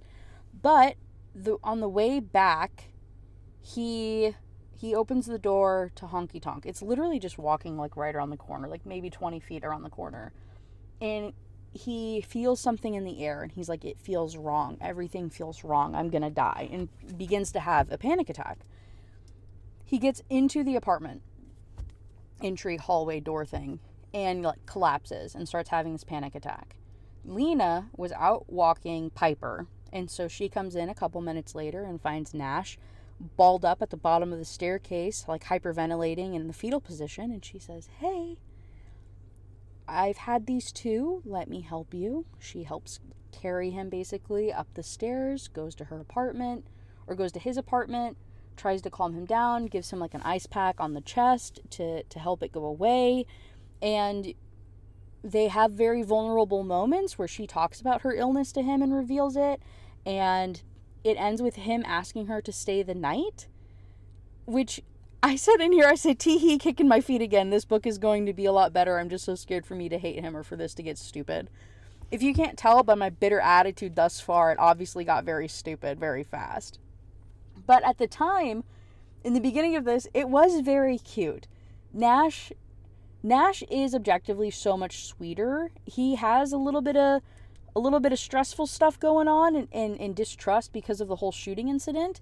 But overall, when he talks to her, he is so infatuated with her that was so cute. And he's very expressive of his infatuation with her. He's not trying to hide it and not trying to be a dick and overcompensate for it like how Knox was.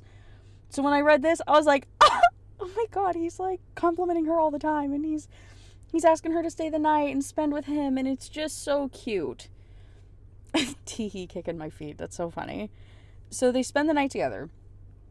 And she's like sketched out about it because she doesn't sleep very well anyway, and she's very sensitive to noises and all this other stuff, and so she is like, I'm not going to sleep at all. Next thing she knows, she wakes up and, oh god, I just remembered what happens. She doesn't think that she's going to be able to sleep, but she does. She passes the heck out, and she wakes up like basically on top of him, all cuddled up with him and stuff, and she's on his side of the bed, so she definitely made the move over. And she was having a naughty dream, and they're all tangled together, and a super awkward wake up ensues because his bits and her bits are touching without anything in between them, and she gets her socks rocked. You know what's happening. But he's asleep, and so she's like, oh my god, I just assaulted him. Like, this is so fucking stupid. It's a super awkward wake up, and he apologizes because he doesn't know what's going on. He thinks that he just, like, assaulted her, basically, and she's like, no, oh my god, like, like, freaking out. And he's like, I'll just make you breakfast, like, let's all calm down. He gets one night of rest with a hot girl, and all of a sudden he's back. Is this going to be my gripe with this book, that relationships fix depression? And it is, in fact, my gripe, that relationships and hot women fix a lot of things. Which, again, not necessarily wrong, but also maybe not necessarily something that we need to sell to the masses. Part of his life, getting his life together that day, though, when he wakes up, is he wants to correct the shitty behavior of a cop that went rogue. So while Nash was, combed up, why would I say it like that? When Nash was in the hospital after the shooting, there was a cop, Dilton? What's his name? I'll just say his last. I just remember Dilton. There was a cop named Tate Dilton, who went out and was just being a douche. Like, excessive force, arresting people for no reason, pulling people over, like, really abusing his power.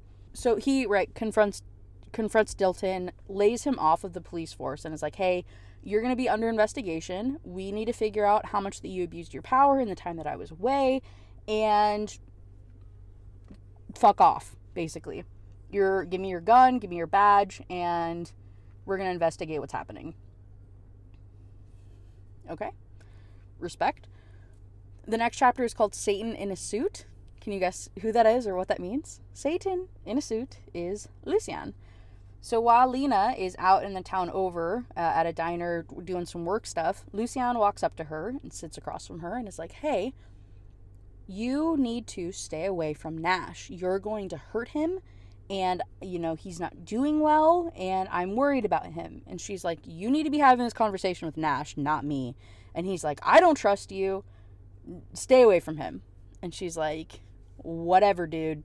She says going behind people's backs to protect them is shady, and it does more damage than good. Like, don't talk to me, go talk to him. Okay, testing. Hi. It's yet another day in my car as I try and film this. I noticed last time it was a little loud, so I turned the gain down on my microphone, and I'll try and push you away a tiny bit. Maybe that'll help. We left off at chapter 16. Lucian had just cornered Lena in some random diner to confront her about not hanging out with Nash, which is kind of weird. And now we get into the point of the book that really frustrated me. It was about this point where I started not liking Nash. Is it to his own fault? No. It's just that Lucy Score does not know how to write a main male character, or write about any character for more than a side plot or like a little side cutesy thing without totally destroying them. I don't know what it is. I don't know why that's like a thing of hers, but it's impossible. So in the following chapter, it's called A Pair of Thank Yous, which, as you would guess, it means he goes and thanks two people. Who are the two people that he thanks, you ask? Well, the first is Xandra. She is the nurse who was driving the car that came over the hill and stopped him from getting his death. She's the one who drove up on him right after being shot and was able to administer medical care, and so he survived. She was late to her shift. The only reason that she even came across him that day, miraculously, is because she was late to work because her nephew, who has autism, had a meltdown, and so she had to help her sister take care of it before going to work. Okay, so he goes to bring flowers to Xandra and goes and thanks her, and it's this whole thing. And he's in the middle of talking to Xandra. He's in the middle of having this conversation and thanking her, and there's yelling in one of the apartments, like upstairs around the corner. And so he whips out his guns ablazing, to go upstairs to try and figure out what this screaming is. So does Nolan, again, his little FBI shadow agent guy who is with him through everything. And she's like, no, it's my nephew, like, please stop. Chill out. So Nash gives Nolan Piper, tells him to go outside, and then Nash goes upstairs with Xandra to go and see what's going on with her nephew. And then we get a depiction of a child with autism who was overstimulated because his headphones died, and it goes through the whole calming down routine that the mom and aunt have to go through. It is worth mentioning that they are black. This is one of the few times where Lucy Score explicitly discusses a character's race. Most other times it just says tan skin. And then this instance, Xandra is referred to as black, and then later on her nephew will be called black, and then we have the weird Lebanese reference to Jeremiah's family, and that's about it. Otherwise, it's very, very vague, and we'll get there. We'll get why I don't like this. And really, I guess off the bat with the whole autism thing is I feel like the last 3 books in a row that I've read, there has been an autistic child or a child with autism that has been used as a indicator of a male character's growth, and they're just used as like a plot device to prove that they're human, which is not cool. I don't think we should have to say that. And if the whole point is to, well, bring awareness and like da-da-da-da-da, then have them play a bigger role.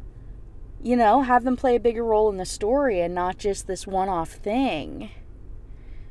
But maybe I'm just a hater. I don't know. So after he thanks her, he goes over to Lena's with flowers and he goes to cook her dinner, and they're going to have some bonding, and, you know, he's really trying to kind of kiss ass after the whole pissing contest thing, and she's trying to keep her distance from him. And as she's unpacking the groceries and trying to help him out with it, he had a pair of pajama pants in the bag. And so she's like, you know, what is this about? And he's like, well, I'm staying the night again. She's like, it was a one-time thing. We can't keep doing that. And he's like, it was the best sleep I ever got. And I know you did too. Like, it doesn't mean anything. She says, you're not helping me make better decisions. You know, you're not making this easy. And he was like, what's wrong with your previous decisions? And she reveals her grand thing. I hate this so much. Her big shtick through this is this whole, I can't be trusted and I can't trust my decisions. Because she went on it's not a robbery or a heist, but that's kind of how they treat it. They went on this operation, this item recovery operation. And one of the guys that she was with, they were escaping off of a roof and they had to jump down. And so she jumped down and rolled and everything was fine. Dude was afraid of heights though. And so when he jumped, it was kind of botched, and he jumped on top of a car and he broke his tailbone. And she's like, I should have known that he was afraid of heights, and I should have had a plan, and I should have maintained this better. As if it's not a grown-ass man doing a dangerous thing. As if he's not responsible for his own actions. But she turns this into a whole character-defining woe is me victim shit of her being so crappy. And in the same vein, Nash, after that whole anxiety panic attack thing, that becomes his, like, deepest, darkest secret, is that he has a panic attack. Hello? So, no offense, but I'm like, that's the most dramatic I thought she killed a guy. Like, I thought somebody on her team died with the way she's been talking about it this whole book. And then Nash referring to his, like, deep, dark secrets, I was like, there's no way he's just talking about a panic attack, right? Like, there has to be something else. No, that's it. That's their dirty laundry that drives them through this entire thing of, you know, bonding to each other, is because they're keeping each other's secrets about this relatively minor things, to be frank. Whatever, what do I know? Again, maybe I'm just a hater, and maybe I just don't care about other people enough to get so hung up about a guy fucking up his own job and breaking his own tailbone, as far as I'm concerned. Cut to them sleeping together. Pillow talk. They're not like sleeping. They're not sleeping. They're like actually sleeping next to each other. And they're laying in bed, you know, they're having a little bit of pillow talk, a little bit of chit chat. And she reveals that she's kept her real job a secret from her parents, right? Because of the whole overbearing, overprotective stuff that I touched on earlier, because of her medical issues, she didn't want to tell them that she's doing high-risk stuff. And he's like, hey, you got to be honest with people. Like, you got to tell people what's going on. And then she tells him about running into Lucien. And, you know, she's like, hey, he's worried about you. They don't really talk about it more than that. And then when they wake up the following morning, she has once again, they put a pillow between them this time, but she has once again found herself on top of Nash. In her sleep, she just crawled on top of him, and they make it really weird, and she's freaking out about it. And anyway, tension. They go to kiss, and there's a knock at the door, and it's very like, ugh, right there. And it's Lucian, and he's pissed because he told Lena to stay away from Nash. And Nash is like, how in the fuck did you even know that I was at Lena's house? Like, how, why, and also, why are you telling her to hang out with me or not? Like, why is that even a thing? Super mad. Lucian's like, shut the fuck up, get some clothes on, we need to talk, we're going to breakfast. Basically kidnaps Nash, goes to the diner to have breakfast, and it's Lucian, Nash, and Knox. And Lucian sits there, and it's just stupid boy arguments. And there's so much cursing about Nash's life choices, and he's telling them to leave them alone. Knox is pissed because they're dating, like I said earlier, and he's going to have to clean up the mess. Lucian is worried because he's heard more and more rumors that Duncan actually didn't skip the country. Like, Duncan is still around, just laying low. So that's ultra concerning, again, because he's probably going to clean up loose ends. Like, he's going to try and come back for Nash. Like, that's the whole concern is, if Duncan didn't run away to Mexico to go and, like, dodge the wrath of his father, then he's planning something bad. Nash is like, whatever. I mean, they take it seriously, but he's more angry that Lucian is getting in his business than anything else. But the one funny thing is, Lucian, he's like, hey, Nash, I need you to have your head on straight. Like, stop getting obsessed with this woman. If Duncan kills you this time, I'm only going to have Knox as a friend. Which is like, that was actually funny. And the next chapter, we cut to Lena going to prison to visit Tina. Lena visit Tina. Okay, we'll get there. But before we do that, though, she goes to get coffee, and she runs into Naomi and has a discussion with Naomi about how she thinks that she might be in love with Nash. It has been like a week and a half. The insta love shit is pissing me off so much, especially, again, grown folk. Grown folk falling in love like this is, like, obscene to me. She texts Nash to go to lunch. She talks this out with Naomi, and then she's like, yeah, I need to tell him how I feel. Like, I need to get this off my chest. Like, we need to be open, and we need to clear the air. So she texts Nash to go to lunch. And then she decides to go and visit Tina, Naomi's evil twin sister, who is dating Duncan Hugo, in prison. Tina got caught at the end of the last book, running away after the kidnapping, goes to visit her, and she gets a description of Duncan's henchmen. There's face tattoo guy, chubby goatee guy, and burner phone guy. And it's also revealed that Tina has a crush on Nash because he's always treated her like a real person no matter what. You're thinking, why is Lena going to the prison? Like, why is Lena talking to Tina? Why does she give a shit about Hugo's people? Lena is the insurance agent. Oh, and maybe I said it earlier. I don't remember, dude. It's been a freaking mess. She's not just an insurance agent. She works for a company that does, like, high asset retrieval. And so when an insurance company has insurance on something that, you know, say a couple $1 million car or something that is priceless to a customer, they hire Lena and her team to go and get the item back. In this case, Duncan Hugo stole a, like, 1976 Mustang fancy thing that has been in the family for generations, and it's what every one of the married couples, they drive off in their wedding night, and it's worth a couple million, but because of the sentimental value, it's priceless to this family. And so that's what they've hired her to go and do, is to find this car that assumably Duncan Hugo stole. That's her whole point of being in town. That's her whole point with this obsession with Duncan Hugo, is figuring out where the fuck this car is so she can get these, like, millions of dollars in kickback. Okay, right? So that's why she's talking to Tina. That's why she's trying to get information about his whereabouts and all this other stuff. The only thing to note about her visit with Tina is that on that list, that there were 2 asterisks by Nash's name, and Tina doesn't know why. We never find out why there were 2 asterisks by his name, by the way. I have in my notes, I said, fuck this. I said, also, this is future Kaylee. We never find out why, LMAO. Fuck this book. I swear to God, if I don't get a definitive answer in the next book, I'm going to throw a fit. Well, besties, you don't get a definitive answer ever about the asterisks. It's, like, not brought up again. we can assume some things, and we can maybe like consider some things about why there would be asterisks, but it's not really definitively said. One of my bosses just parked over to my left, and so I'm hoping he just keeps walking. Okay, so hey man, you gotta do what you gotta do. I got a meeting in an hour. I'm trying to get this shit knocked out. So this is how dedicated I am to you guys. I'm dedicated to this channel. So anyway, we also, broken tailbone dude is fine. He's back to work. That's my thing. He was out of work for like maybe less than a month after this operation thing went sideways. He's Gucci, dude. What are you feeling so guilty about? So he's back at desk duty, and she acts like she just killed this man. The next chapter, chapter 20, is called Carpool Confessions. Nash, coincidentally, that same morning, decides with Nolan, like, they're going to go on a little road trip to the prison to go and visit Tina. Nash has decided that now that he's not a totally depressed, blob of a person anymore, that he wants to investigate this Duncan Hugo thing on his own and try and get some answers. Yeah, so they're going to go on this trip over to the prison. We'll visit back to that. First, though, he goes into his office, and there's a visitor waiting for him. He's grumpy. He's a little pissy because of the whole breakfast thing with Knox and Lucien.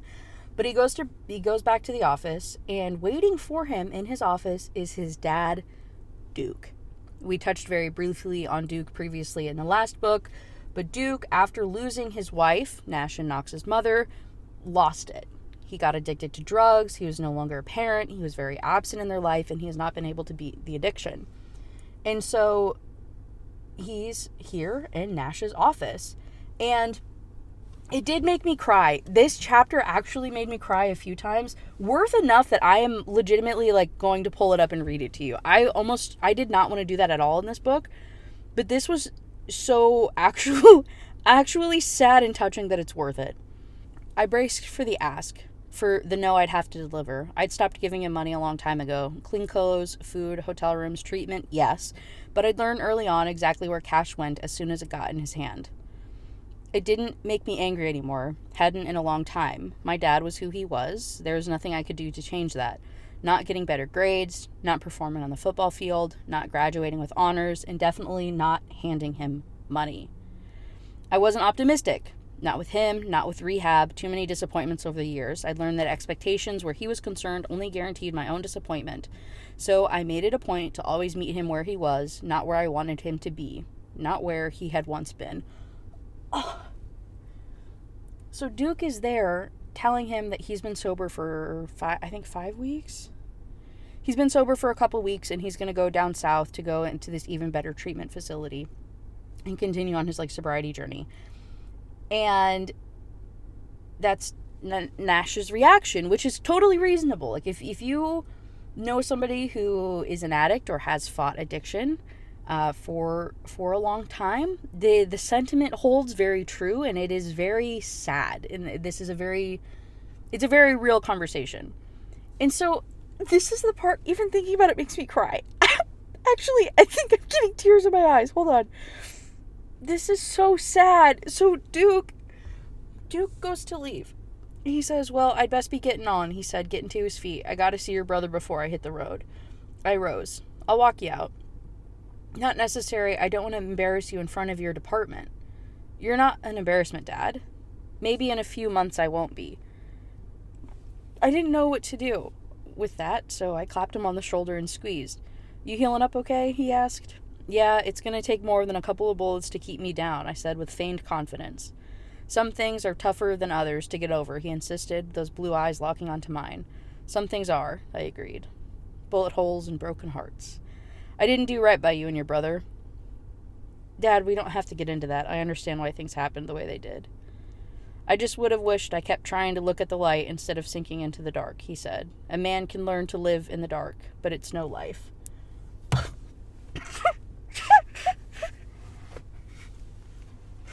He said he was an embarrassment. That's so sad. He was just trying to get sober and be good for his kids finally. Bro, I don't know why that gets me so hard. That's so sad. So anyway,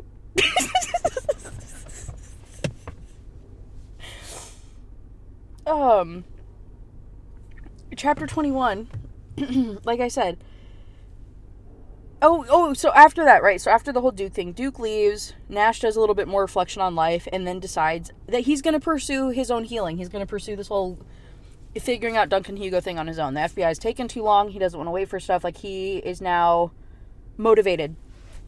And so they drive out to the freaking prison, and then when they pull in, they see Lena coming out, and Nash is pissed, because at this point, he doesn't know her job, right?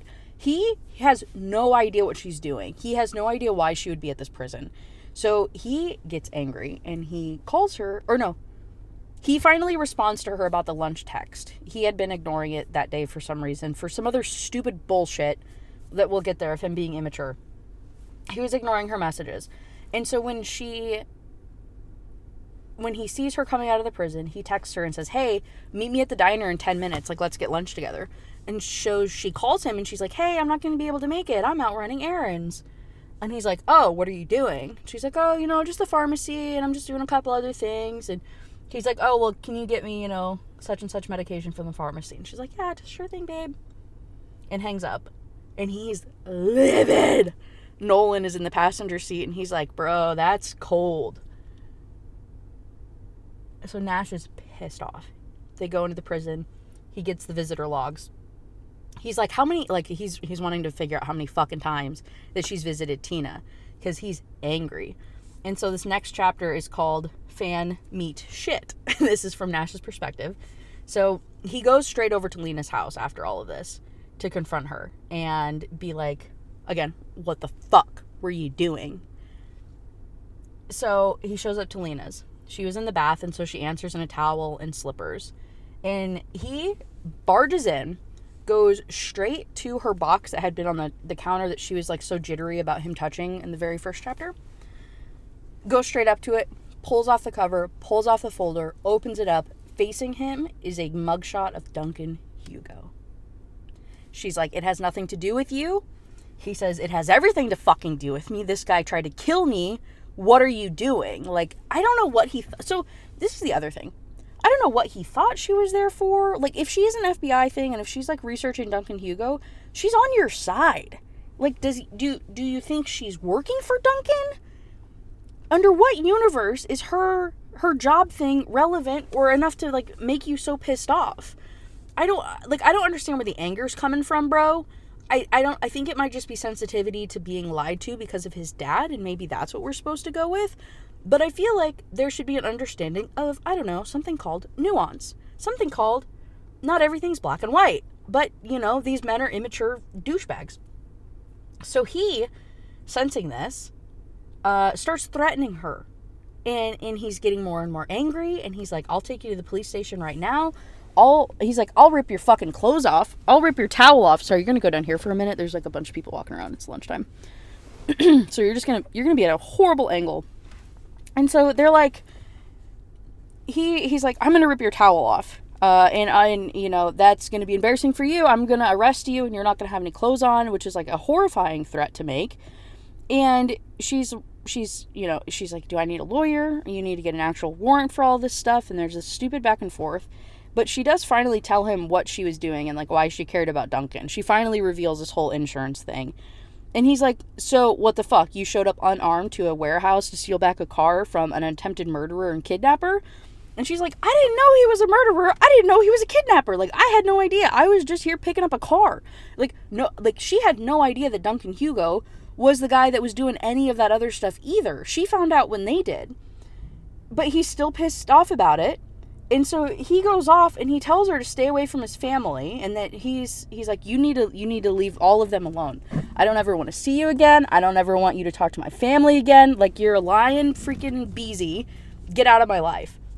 He tells her to stay away from his family, blah, blah, blah. He's acting like it's such a personal slight, which I don't think she really did anything wrong. Like, me personally, cool, she omitted some truth to you, but that's kind of the nature of her job, and you would think as a cop that you would understand that, but he takes it such a personal slight, which she could have told him, I guess. Maybe it wouldn't have interfered with anything, they're both just being babies, and I just felt so bad for her that she's in this town with these people. She was finally feeling like she was getting feelings for him and willing to admit it for the first time. She's finally building these friendships and really growing as a person, I guess, and feeling like she had a community. And then this guy just decides to be emotionally immature and completely take it out on her and try and take away all of her friends that she's built. And it made me so sad. But again, I think the sensitivity is to his dad, you know, the whole addiction thing, which is also understandable. But go to therapy, you know what I mean? I feel like a lot of this would just be solved if we all just kind of work through our childhood traumas a little bit better. I don't think that's asking a lot. I mean, it is, but you know what I'm saying. Whatever.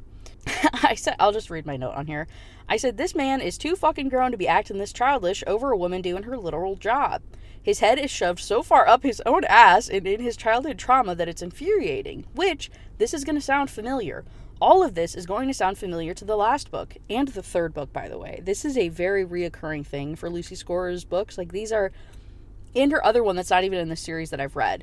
It's the same formula. It's the same immature men that regress in age and start acting shitty again, and then they, like, you know, go back and forth of having emotions and not having emotions, and then hating the woman, and then loving the woman, and then hating the woman again, and then loving her when something bad happens to her.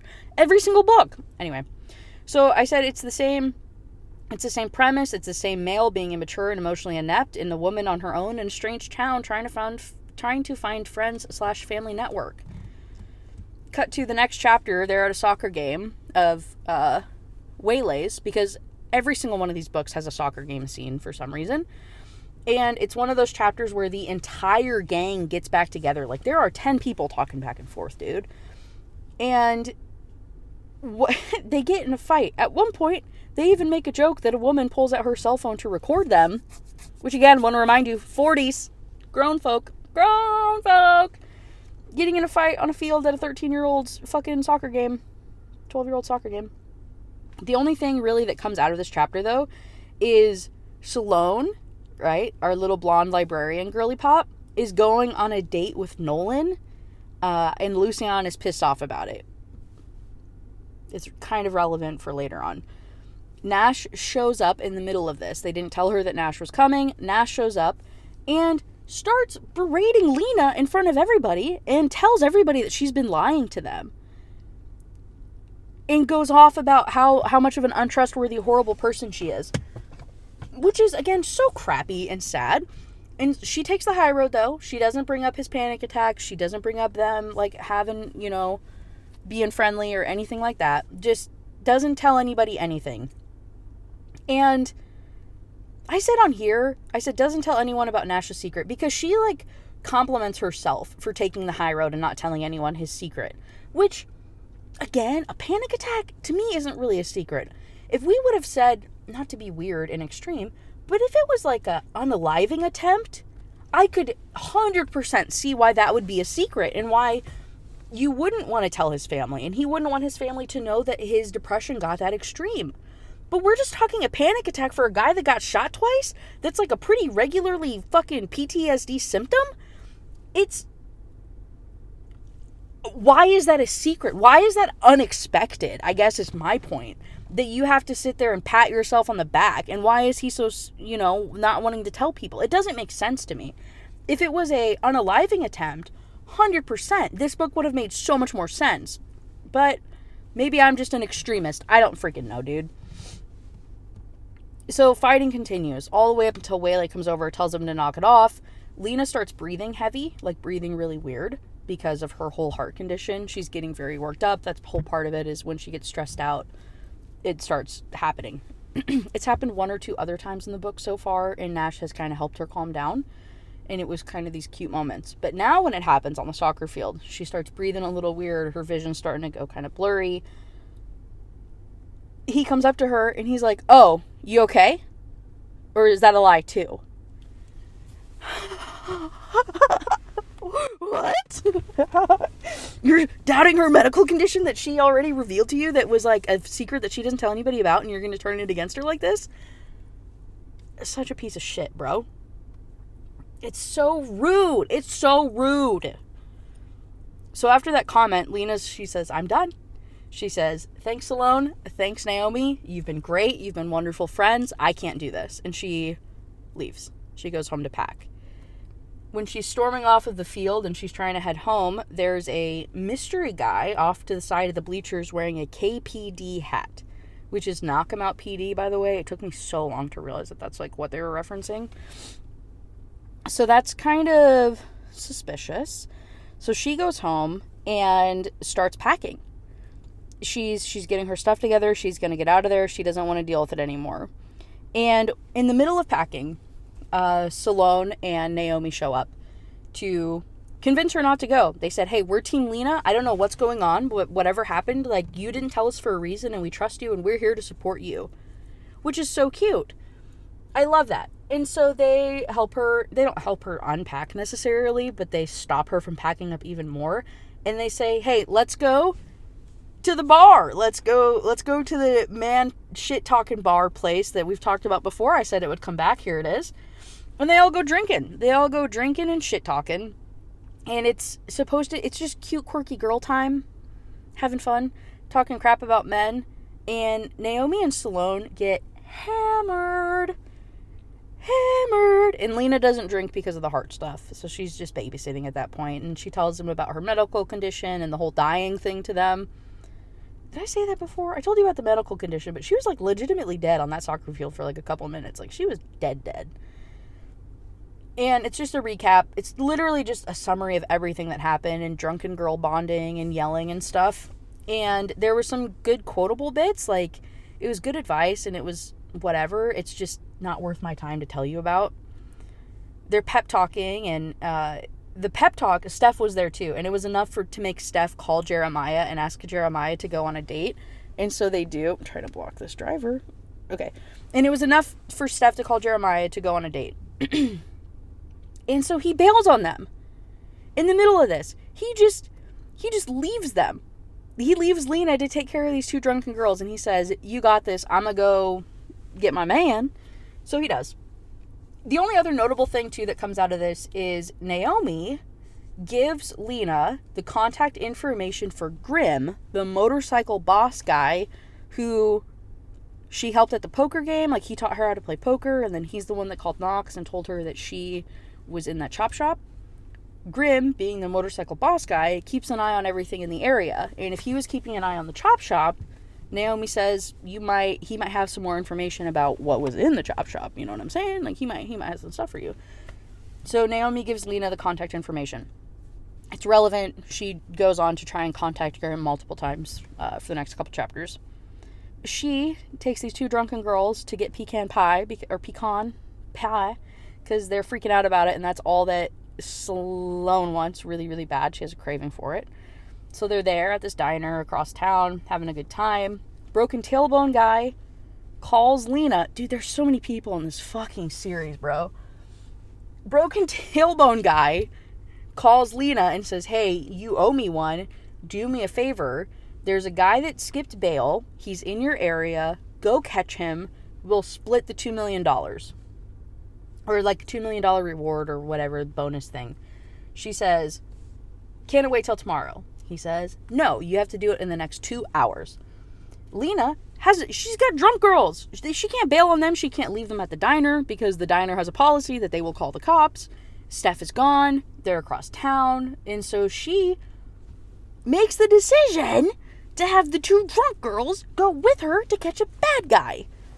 She verifies with Broken Tailbone guy that bad guy isn't bad. He's just a stupid tech hacker guy that, like, hacked into the IRS or something, but he's not violent in any way. So I guess that's cool.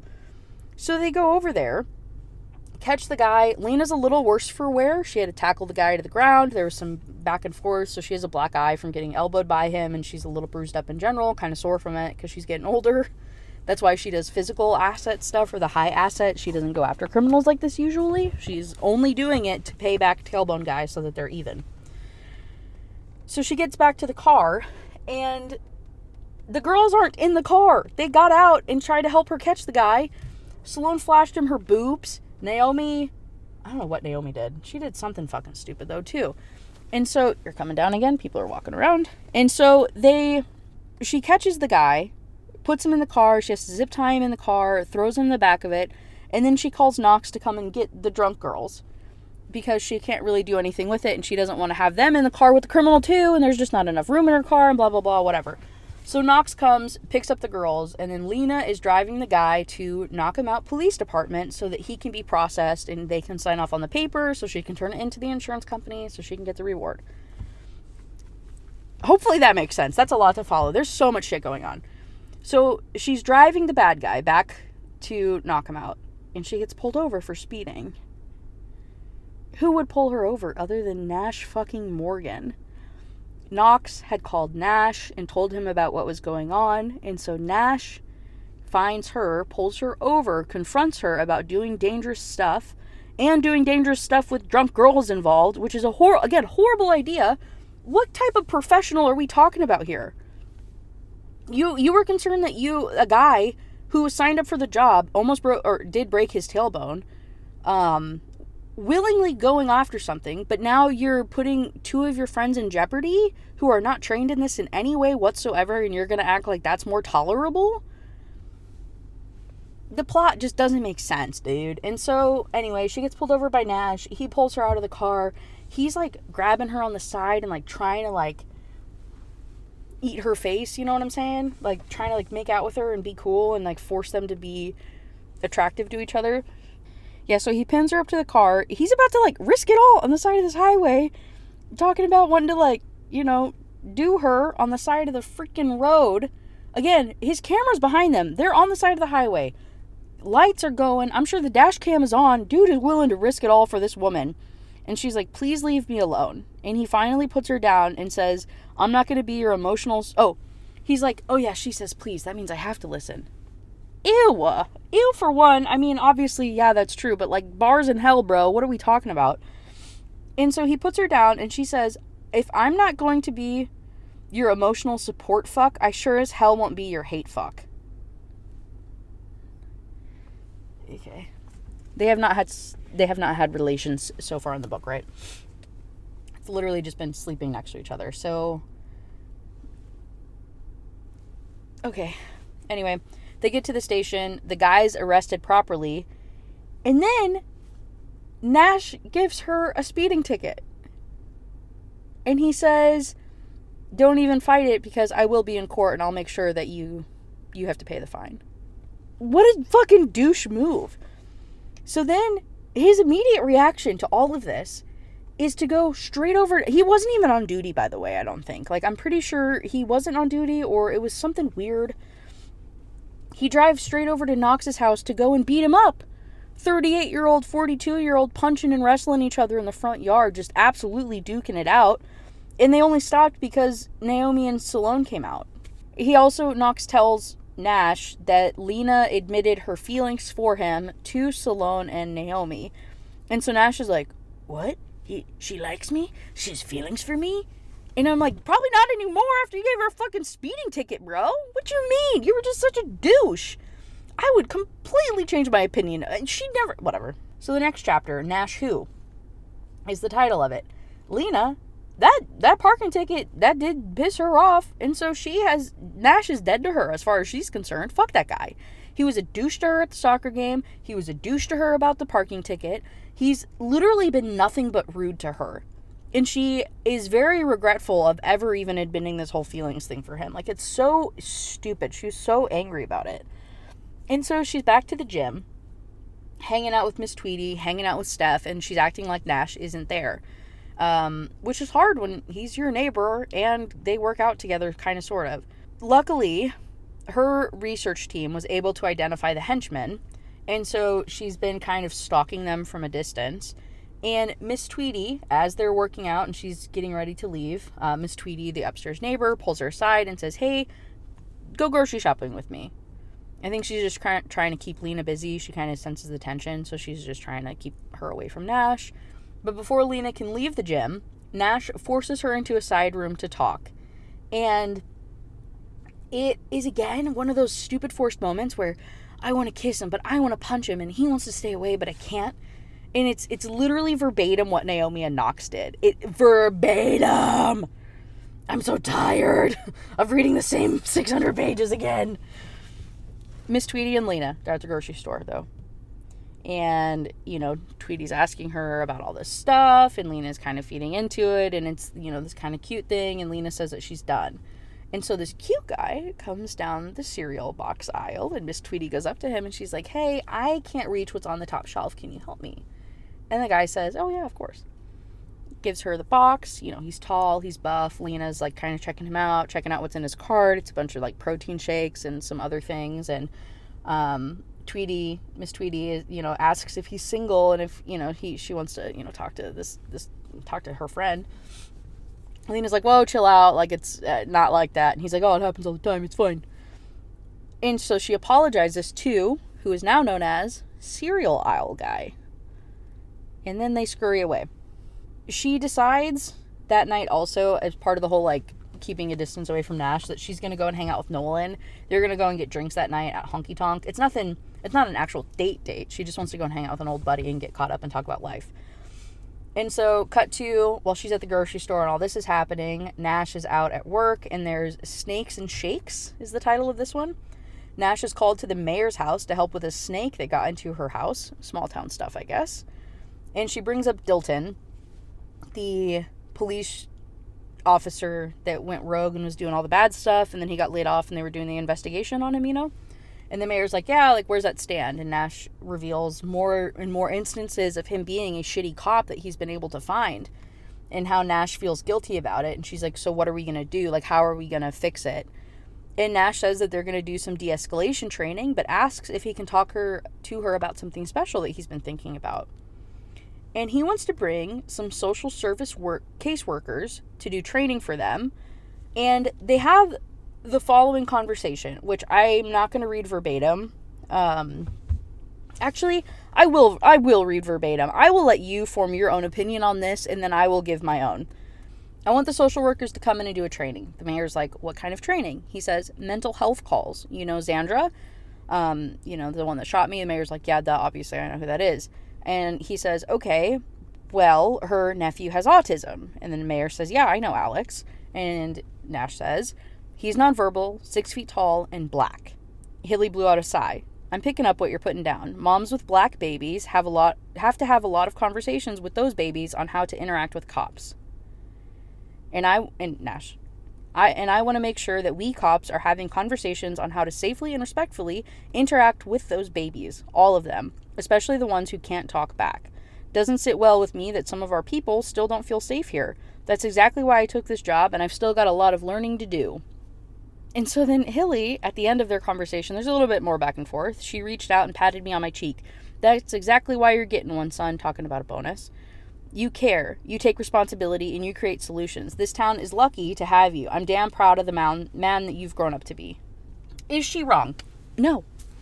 Social workers and should be integrated with the police force, right? Like, social workers should be responding more often than not to a lot of these police calls, and if not, they should be at least, like, side by side with the police, especially for certain types of calls, right? Police force is important. Like, there's definitely a need for, like, some type of police force. Yes, I'm not arguing that in any way. However, huge benefit for social education, social worker education, and that sort of thing. What was said is not wrong. The way that it is said almost has, again, a tool to lead or add moral value to a main male character is where I have beef with. It just feels weird. The way that it's said feels weird, I don't like it. And I don't like that that's the only time that we touch on race.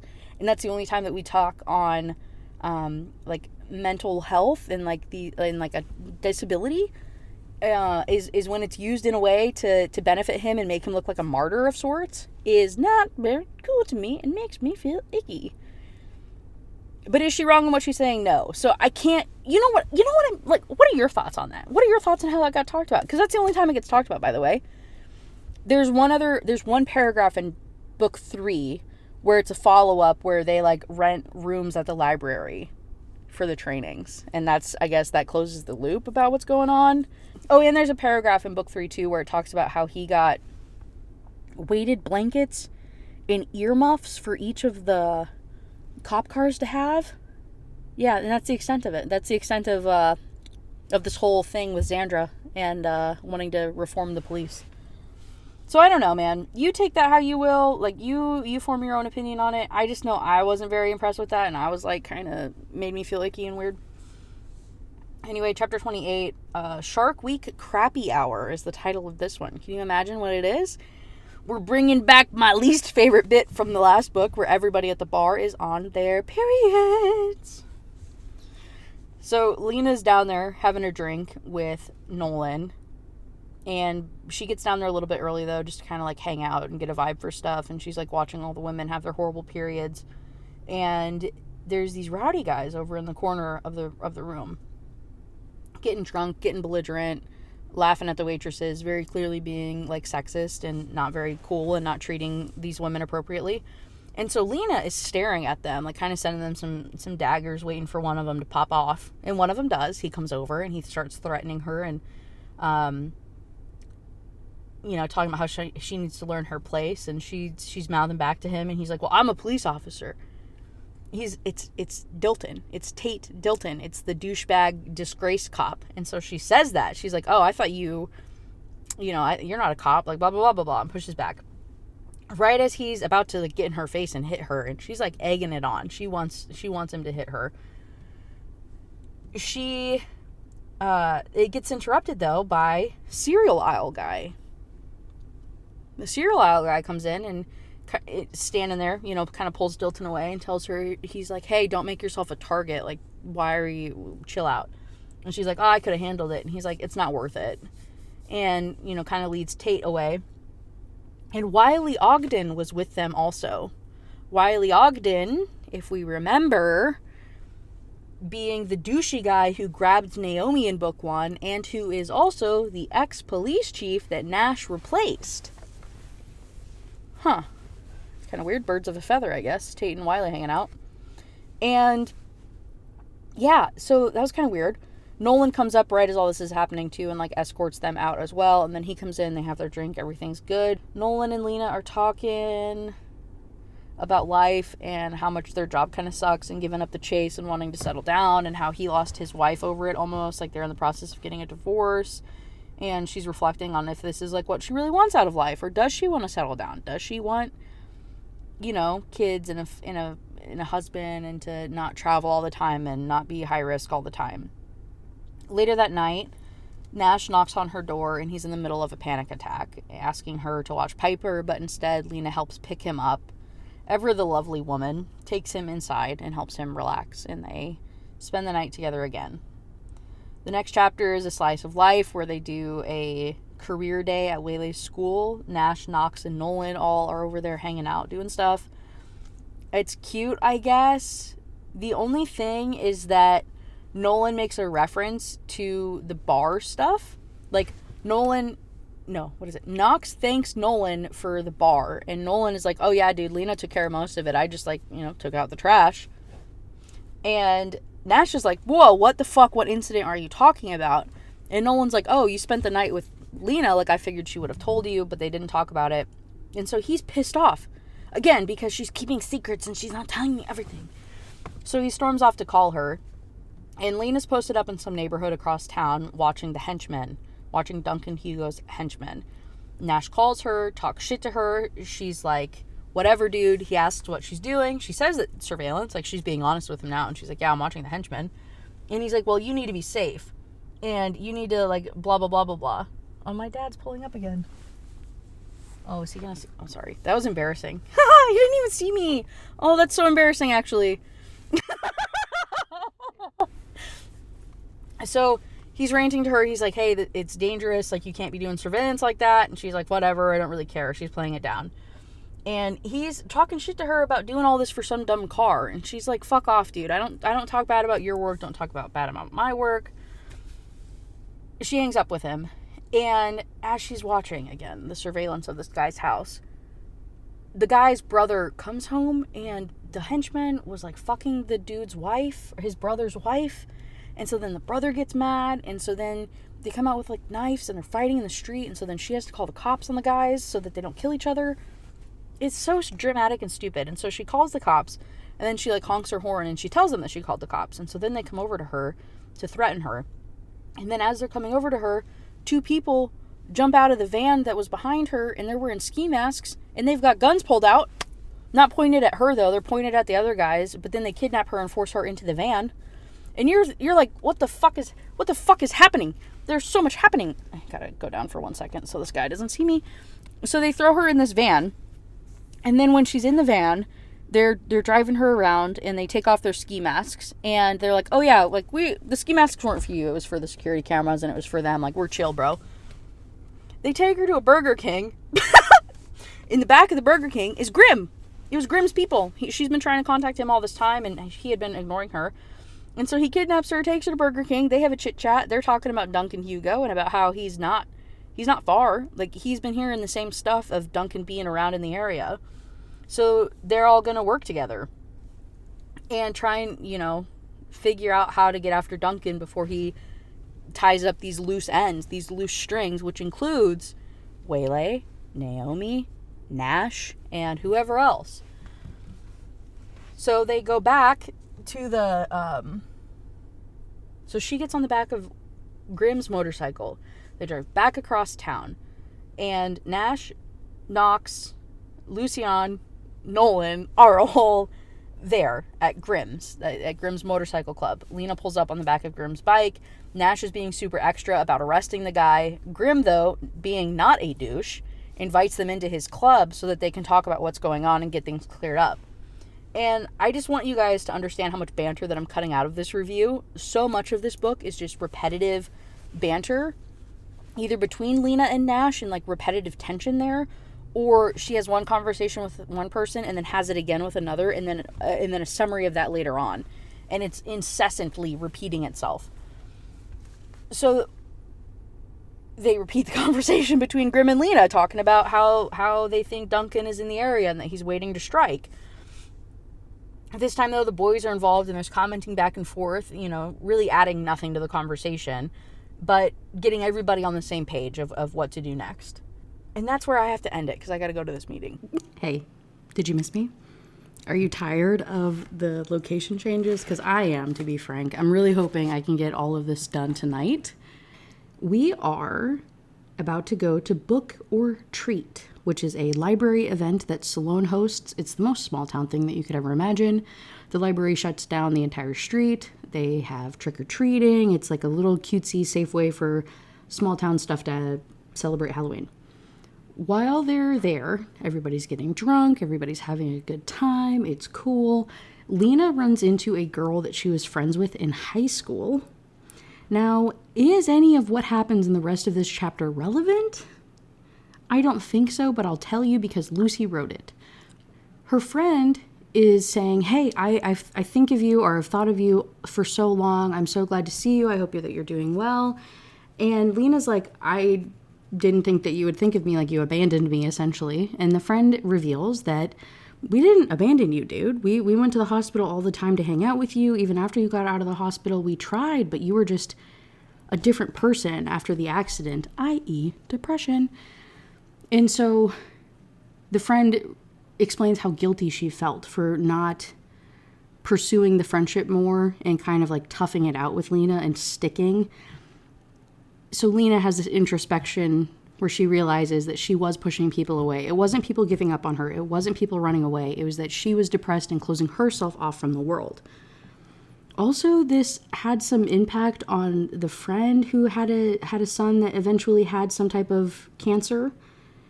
And then his friend stuck, and so she was able to show love for her child because she understood what it meant to have a friend that was sick. Character growth? I don't know. The lesson in this I'll just read my notes. Maybe I was more forgiving. The lesson in this conversation being that the friend had a child who had been diagnosed with cancer, and because of their friendship and that lesson learned, she was able to show up for her kid. And she knew the signs and when to stick. This idea of sticking with someone when they are depressed and pushing back is critical for the rest of the book. Their conversation ends, and then she runs off to go and hang out with Salone and Naomi. Dude, it's so hot in here, sorry. To go and hang out with Salone and Naomi, and they're dancing on the dance, in the dance area, doing a little line dance, two-step thing. again, the most small town shit I've ever heard of in my entire life. And they're vibing until this guy is grabbing on Salone like a douchebag. And so Lena comes over and she's about to deck the dude because she's like, you don't touch my friends like that. Like, who do you think you are? And before she's able to hit the guy, Nash comes over and like picks her up, hands her to Knox, who then picks her up and hands her to another man. What? Are we doing that? These little tiny baby women, apparently. They pick her up, they move her. Nash takes over the situation with the intention. He, Lucien, and Knox went into this night knowing that there would be some shit go down. And so this was like pre-planned, which is kind of shitty. But they were waiting for this drunk guy to pop off because he was one of the douchebags that was at Honky Tonk with Tate Dilton and Wiley Ogden. So to get back at them, they're pretty much setting them up to be arrested. So when he tries to, he's about to swing on Lena, Nash goes over there and he's like, you're under arrest for public intoxication or public disturbance or whatever. And the guy's like, fuck you, and goes to hit him. And Dilton comes up, and then Dilton threatens to hit Nash. And I think he does, or he hits another guy. And so then Nash hits the one dude and is able to arrest both Dilton, the disgraced cop, and Dilton's friend, and send them to jail for assaulting a police officer. Because it's karma for them picking on Lena, I guess, the other night. Don't look at me like that. I don't know. So the guys get carted away by cops that are actually on duty. And Nash goes to find Lena to explain why he took the glory of her punching the guy and explains the whole arrest thing. And she's like, oh, okay, well, I'm kind of impressed. And he says, I had good reason to do it the right way. Why is that? He touched you.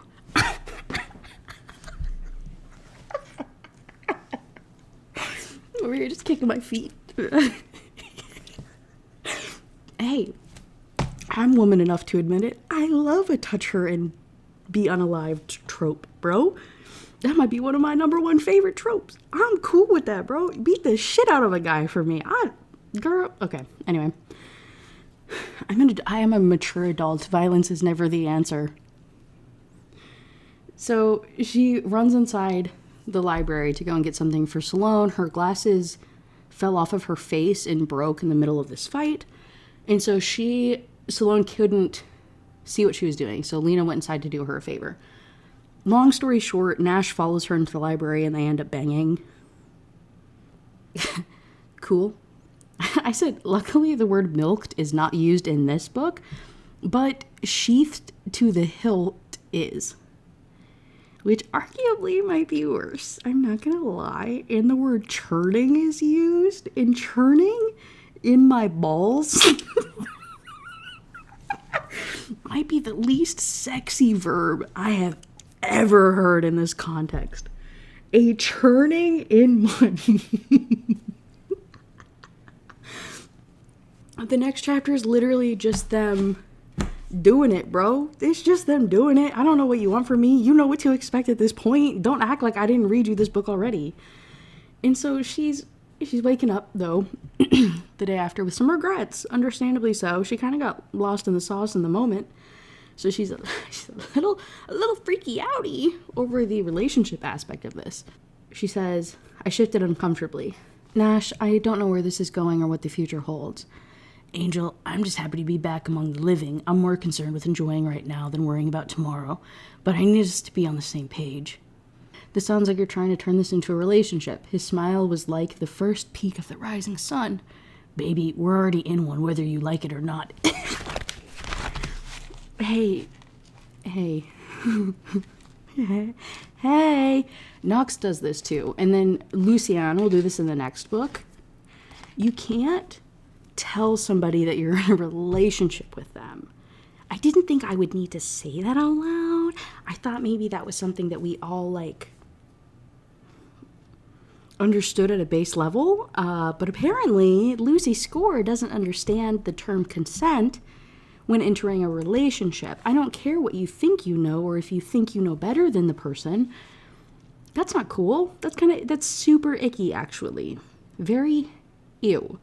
But she and Nash decide that they will press on and they'll just deal with it in the moment, and they'll figure everything out after Hugo, after they figure out this Duncan thing. After the drama of life, they'll figure out what they want to do next. So then, cut to the next chapter. It opens with Nash saying to himself, I'd taken advantage of her satiated, walls-down state to get what I wanted, a commitment, at least a temporary one. Now that I'd had her, all of her, I wasn't letting go. I just had to hang on tight and wait for her to catch up. I said, oh, cool. Just straight up acknowledging taking advantage of someone in a vulnerable state. I love that. That's so hot. I take back my giddy little kicking feet thing at the... God damn it, why do you give me such whiplash, Lucy? Like, let them be good or let them be bad. Stop making me fall for these men. I'm so upset about it. He texts her telling her that he's going to take her to dinner. Like, just telling her he's doing it. He's saying, if I asked, it would have given her too much time to think. The more she felt and the less she thought, the better. Bunch of other side conversations, setting up the next book with Lucian and Salone. Only thing to note is that he went on a call, like one of his random cop calls. I don't know why that's like a thing in this book. I guess to maybe humanize him as he does have a job. He's doing stuff, guys. Look, he's a fleshed out character. So he does random side cop stuff. And on this one, he helped a runaway horse. It was actually a horse from the stable that Naomi and Tina drove into. Like, they drove into the pasture when Naomi's phone flipped over when she was, you know what I mean? Tina kidnapped her. So it's all coming together, I guess. So he's out there helping a horse that ran away, and he gets this weird heebie-jeebie feeling that he's being watched. Uh-oh. Then they go on their date. It's supposed to be cute and romantic, I guess, but it just pissed me off and made me cringe. I smirked and reached for my own slice, surprised when I didn't feel the familiar twinge on my shoulder. I hadn't really noticed it all the night before either. It looked like Lena's miracles weren't limited to mental health. Earlier, I made a joke. I made a joke about solving mental health problems and hot women solving mental health problems. Hey, it sure do be working. It works to a point, don't get me wrong. I am not the judge of this, but that's also, again, not what we need to be selling to the masses, and I say that jokingly. But now, it's not funny when the author is self-aware about that and then jokes about it also healing his physical stuff. It's not the power of love that is making him better. It is just delusion and poor writing. So then, oh my God. So they're at the dinner. They're at this fancy place. And he touches her under the table. Lena, ew, oh, I'm not reading that. Why would I highlight that? He's like, you know, like in her, his fingers anyway. And the waiter comes over and he says, your cheesecake and your check, the waiter said. And then she like is mid, you know, when the dude is over there. And it's so embarrassing. And then they just like move on with eating dessert. And so unsanitary, by the way. So unsanitary. And also not cool. I am like, maybe I'm a prude. I don't know. The idea of like public stuff like that is disgusting. And also, I'm pretty sure this happened in a Colleen Hoover book. I don't know. It was like, I don't know if it was Ugly Love or November 9, but I'm pretty sure he also, I was going to say diddled. That's not the word. That's a really bad word. I'm pretty sure he like did stuff to a girl though under the table in one of her books too, which is again so just gross. And so they leave and they sneak out, leaving Nolan. Nolan went to the bathroom or something, and so they sneak out and try and run away. And they're just like so turned on and whatever. He kind of forces her to give him a BJ on the way home. And then he like pulls over when he's like, you know, to prevent a car crash. And then he notices the flashing blue and red lights behind them because they're getting pulled over. Luckily for them, it's just Nolan, since they snuck out of the restaurant. He's pissed off about it, but what are you going to do? And so then they get home, and he's trying to, like, have full-on spice with her. And she's like, dude, chill. We seriously, like, we need to talk. And she's like, I'm taking the dog for a walk. You need to call everybody and get them over here. So he does. Nash, Lucian, obviously Nash, and Knox, Nolan are all there. And then she calls Salone and Naomi to show up also. So it's the gang's back together, and they're there trying to figure out what they're going to do to protect Nash and bust Hugo, like get Hugo out of hiding and like solve this whole thing. Oh, Steph came too. And so Steph is the plan. Oh my God, this is such a stupid fucking plan. Steph, with his weird work connections that aren't really ever talked about, but apparently he has connections to some magazine, they're going to run a false story that Nash got his memory back, right? He couldn't remember anything about the shooting, and so they, like, don't know any of that stuff. They're going to run an article with, like, small town cop, you know, gets his memory back and then is, like, able to solve his shooting, is the plan. And that would scare Duncan enough to want to make a move to, like, clean up loose ends. Okay. He doesn't actually have his memory back, just to be clear. It's just to make something happen. And so all of the logistics of that are discussed and whatever. And the decision is made by Nash that Lena is going to move in from her apartment into his apartment, and Nolan is going to move from the motel into Lena's apartment so that Nolan is a lot closer to help protect him, and then so that Lena and Nash are closer. And it's just the guys to force her into a relationship with him again, or even more so, which is gross. And he doesn't ask her, he just tells her. He's like, this has to be, like, this is what it has to be, babe. This is what it has to be. Sorry, you want me to die? He's fucking douchebags, dude. And now it's just forcing proximity, which is a whole other trope, which I also, do I hate I don't think I hate forced proximity. I hate forced proximity when it's like one of the parties forcing it, you know what I mean, on the other party unwillingly or like unwittingly. It's different if it's like a third party forcing it on those two, but if one of them's controlling the proximity and they're forcing it, that's a little icky. But again, I'm just a hater. Yeah. Oh, the other thing to note is that the magazine will go live the day after Knox and Naomi's wedding, because they want Sunday, their wedding day, to be peaceful. They just want to be happy. It's their day. Fuck off, crime. You can wait till Monday. And it's only, I said, yeah, dude, we're only 2.5 weeks into this timeline. 40 chapters, 431 pages for 2.5 weeks in a small town in Virginia with no, again, world building or magic or lore that has to go into this. This was miserable. It wasn't miserable. It was miserable. It was medium miserable to read because I was just bored out of my mind.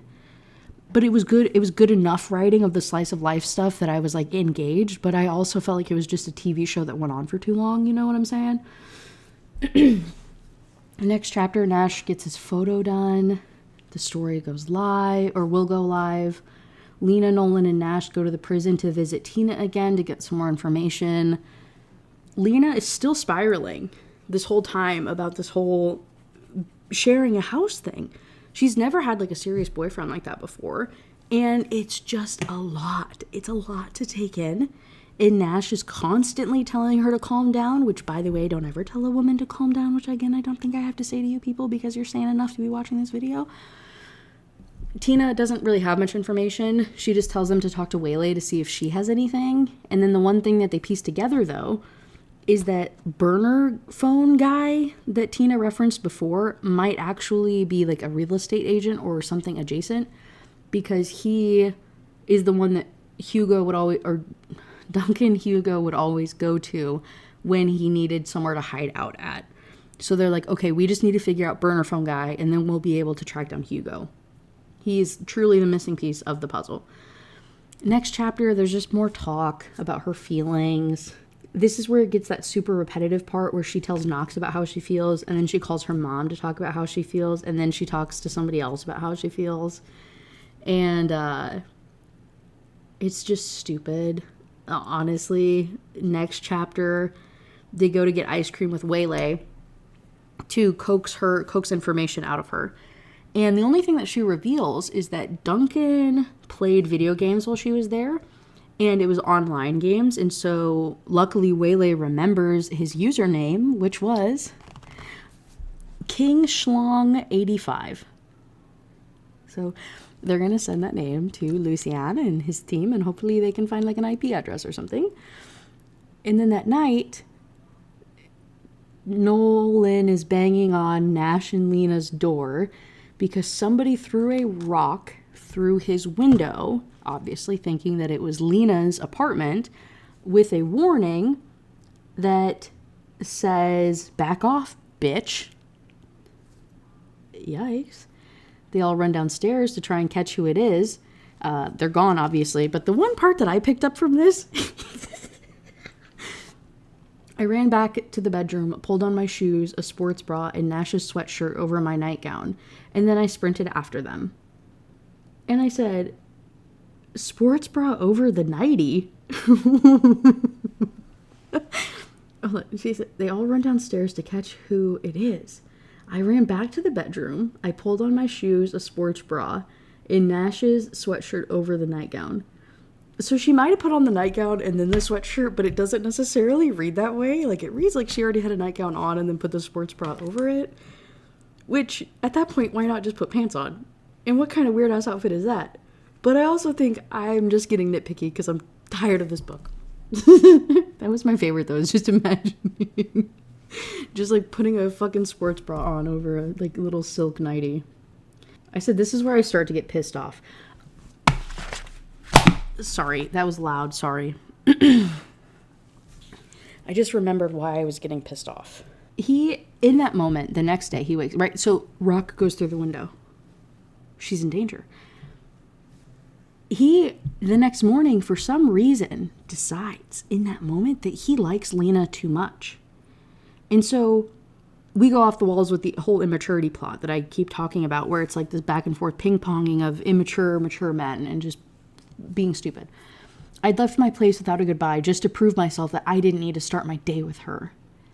And I was like, what a shit thing to do for the hell of it, especially given the drama going on and like from the night before, and then also the drama going on just like in general of your life of like, there's a guy out to off you and you're not going to be grateful for this woman that you like want a relationship with. You're not going to like give a little kiss goodbye every time just in case that's the last time you see her.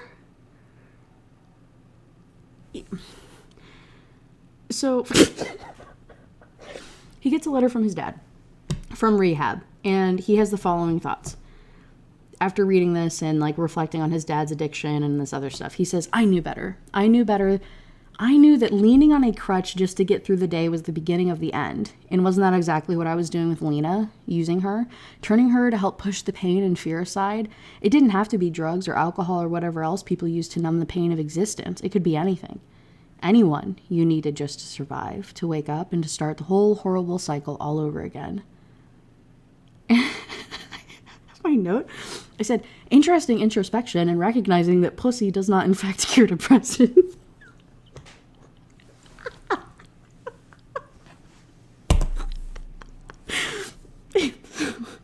The rest of his day just sucks. He's just being a dick. He's reflecting on his parents, and he's really missing his mom. And he goes home that night, and he opens the door. And this is actually sad. I was met with the light and warmth and the smell of something cooking on the stove. There was music, an upbeat country classic playing loud. Memories of her, being his mom, pulling me or Knox or my dad into a dance in the kitchen assailed me, making my chest ache. In that moment, I knew a longing so intense I felt my knees buckle. In that moment, I understood my father. In that moment, I realized I was my father. Do you like Piper's new toy? The mayor dropped it off and said you'd get the joke, she continued.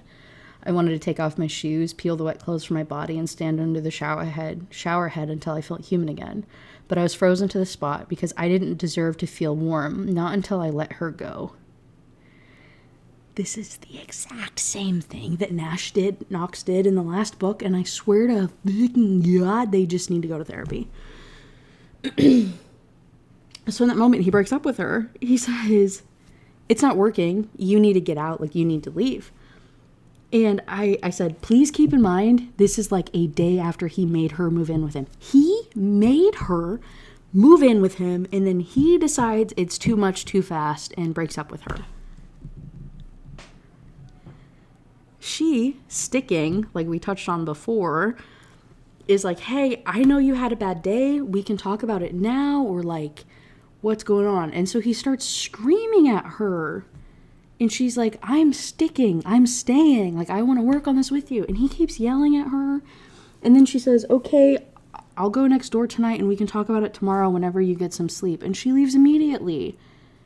And then he regrets it. And then he's like, I shouldn't have done that. The only good thing about that is at least the regret isn't dragged out for like 5 chapters like it was in the last book. But also, it shouldn't have happened in the first place, you know what I'm saying? The next chapter, chapter 44, we're at the 83% mark. Will the crazy crime plot hit with 15 or 10% left? Let's find out, folks. She goes outside to the rain, she cries, and he chases her, and they go inside and they make up, and then it's a super cringe spice scene, and I said, I don't know, man, I honest to God can't decide if I just hate spice scenes because they make me uncomfortable, because they're poorly written, or if I just hate men. I think I'm just genuinely so not attracted to men in this way that it grosses me out to read this stuff. It was like this book, this forced romance plot and the forced like gross spice scenes in this book. I had like my second awakening of like, oh, I definitely hate men, with the exception of my husband, obviously. I love you, babe. Like, I really fucking hate men. Like, I am not attracted to men in any way, dude. Oh my God. Oh, it's so gross. Next chapter, they go parachuting.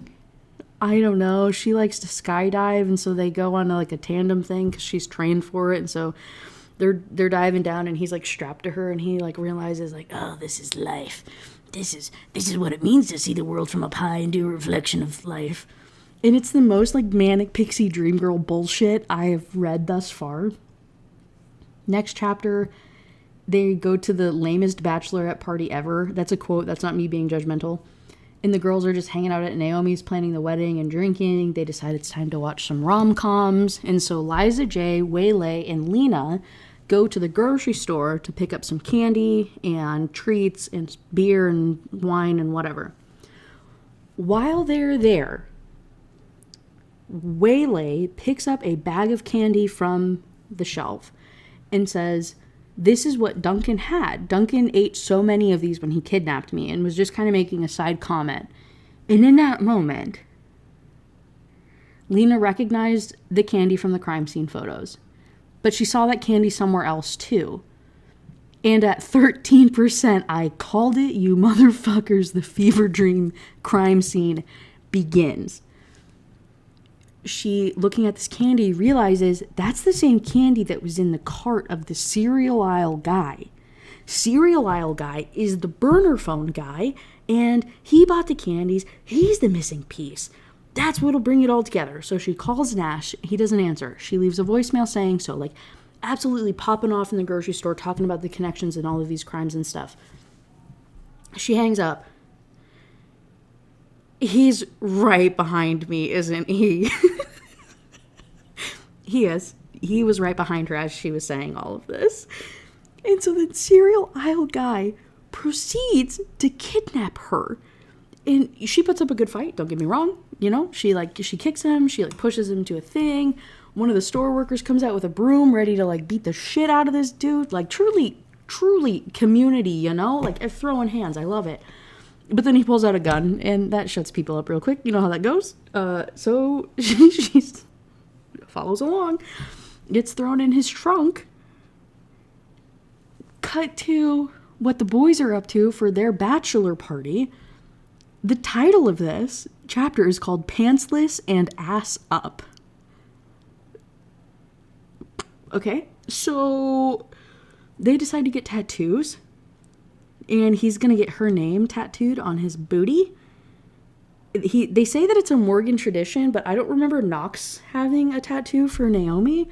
But his dad has like the wedding date that he and his mom got married on, but it's not, he got it before they got married on that date or something.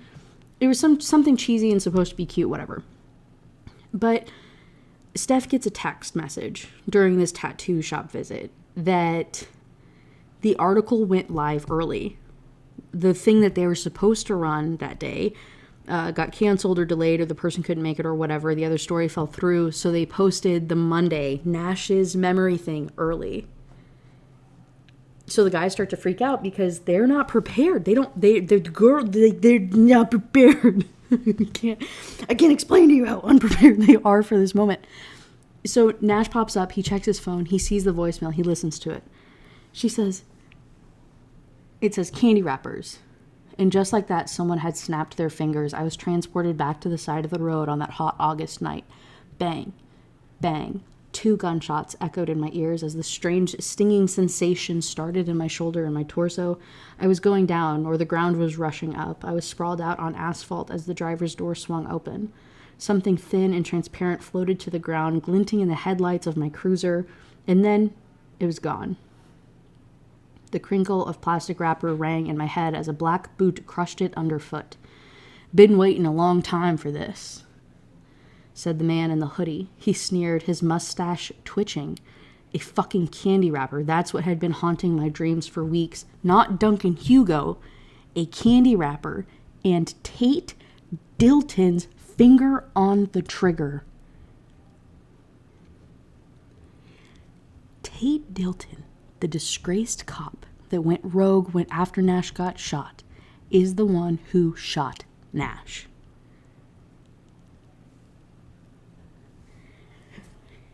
What? So he's calling Lena. He's trying to get a hold of Lena. He's calling and calling and calling, and then finally it connects. And it's Liza J who picks up her phone, and she says, he's got her, Nash. He took her. No, we have 3 chapters left. This shit's crazy. Lucy, what are you doing, girl? What is in your brain for this to come up? So she's in the trunk of the car. It's only for a few minutes. It's like really quick. She thought she was going to be gone for a long time. Duncan's hideout is in the basement of an abandoned building. And it's in the basement of an abandoned building near the place Nash caught that runaway horse. So when he caught that horse and had that weird heebie-jeebie vibe feeling, it's probably because one of them was watching him. And he's basically been in town the entire time. Cereal aisle guy's name is Nikos. Nikos takes her inside, and Dilton is sitting at the table. Lena is like, whoa, there's no way that you're the mastermind of this. Like, you're dumb as shit. There's this back and forth. Dilton really is dumb, and it's like so actually frustrating how dumb and stupid he is. And it's just this banter between Dilton and Nikos, and it's the type of stupid guy banter, as in he says truffle instead of trifle, and the guy corrects him, and it's just really cringy, and where'd the plot go? I don't know. It's clear Nikos hates Dilton and vice versa. Also, Dilton is the one who threw the rock through her window. Anyway, Duncan comes out. He hired Dilton to kill Nash initially, and this is Dilton's last chance to clean up the mess that he made. So they kidnapped Lena to make sure that Nash... They kidnapped Lena to lure Nash there to kill him. She's not worried, though. She knows he'll find her, and it'll all be okay. She's, like, not scared at all. So with that, Dilton and Nikos go and get in position, and they leave Lena with Duncan. God, there's so many people, dude. They leave Lena with Duncan. And then Duncan just hops on his video game. He's got time to waste. He's just vibing. He ain't doing shit. So he hops on his video game and starts talking to his online buddies. He's like, it's Friday night, bitches. And literally, the next chapter is just them scrambling to go and save her. They go to the police station. They're delegating duties for all this stuff. And then Wiley comes in, though. The only important thing from this chapter is that Wiley busts through the door, right? Again, ex-police chief who's friends with Dilton, who is, like, been really creepy through the last 2 books and, like, not a very good guy, comes through the door. And he's, like, almost in tears, apologizing to Nash and saying, like, I had no idea he was like this. Like, I am so sorry. I had nothing to do with it. It is so messed up. Like, I want to help. I want to help. I want to do something to help you. I'm so sorry. In the next chapter, while Duncan Hugo is distracted playing his video game, Lena sneaks up behind him, tries to choke him out, but it's a lot harder than people think it is. And so she ends up having to make a run for it. She's holding his like gaming headphones though, and she can hear kids in the game talking back and forth. One of them is named Brecklin, and it's just very cringy, her talking to these kids to tell them that it's a real emergency and to call 911. And while she's racing through, again, they're in like a barn horse stable situation. So she's running through the horse stable trying to find somewhere to hide. She says, "Oh my God, I swear to you on Justin Bieber or Billie Eilish or whoever you're into, I'm telling the truth. I need one of you to call 911 right now." Luckily, Waylay comes on the video game call room group thing. He's a smart kid. Also remembering the username in the game that he was playing, hops online and is talking to Nina through the gaming headset. Lena tells her, "Everyone's safe. Like, tell Nash that I love him, but I'm not going to tell you where I am. Like, you need to stay safe." And so then Brecklin, she pops up and she repeats everything that Lena told them. She's like, "This is where she is, and she's not safe, and this is who's there, and this is everything that she said for the last 5 minutes." And she's like, "Fuck you, Brecklin." It's so stupid that it's funny. So all of this is happening, again, while she is actively running for her life through a bunch of horse stables. So she's hiding from guys with guns, having these conversations with these children, and they're kicking stalls open through the stables. And she's preparing to fight back. They're getting closer and closer to the last stall. And when they get near to her, the chapter ends when they kick open her door and a gunshot rings out. Cut to Nash's perspective. Waylay calls Nash, passes along the information that Brecklin gave her. They go to the property. They scope out the place. They get a plan together. They're trying to figure this out when they hear the gunshot. So they rush into the barn where the noise came from, and they run into Nikos.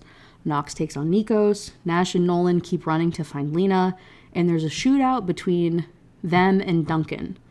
Lena's okay. She stabbed Duncan with a pitchfork and made a run for it. So they're hiding in between in this barn. So I guess they got through the horse stables. There's a barn like off to the side in this other building area. And in this barn, there are just rows of cars. So they're having the shootout in between these rows of cars. I said...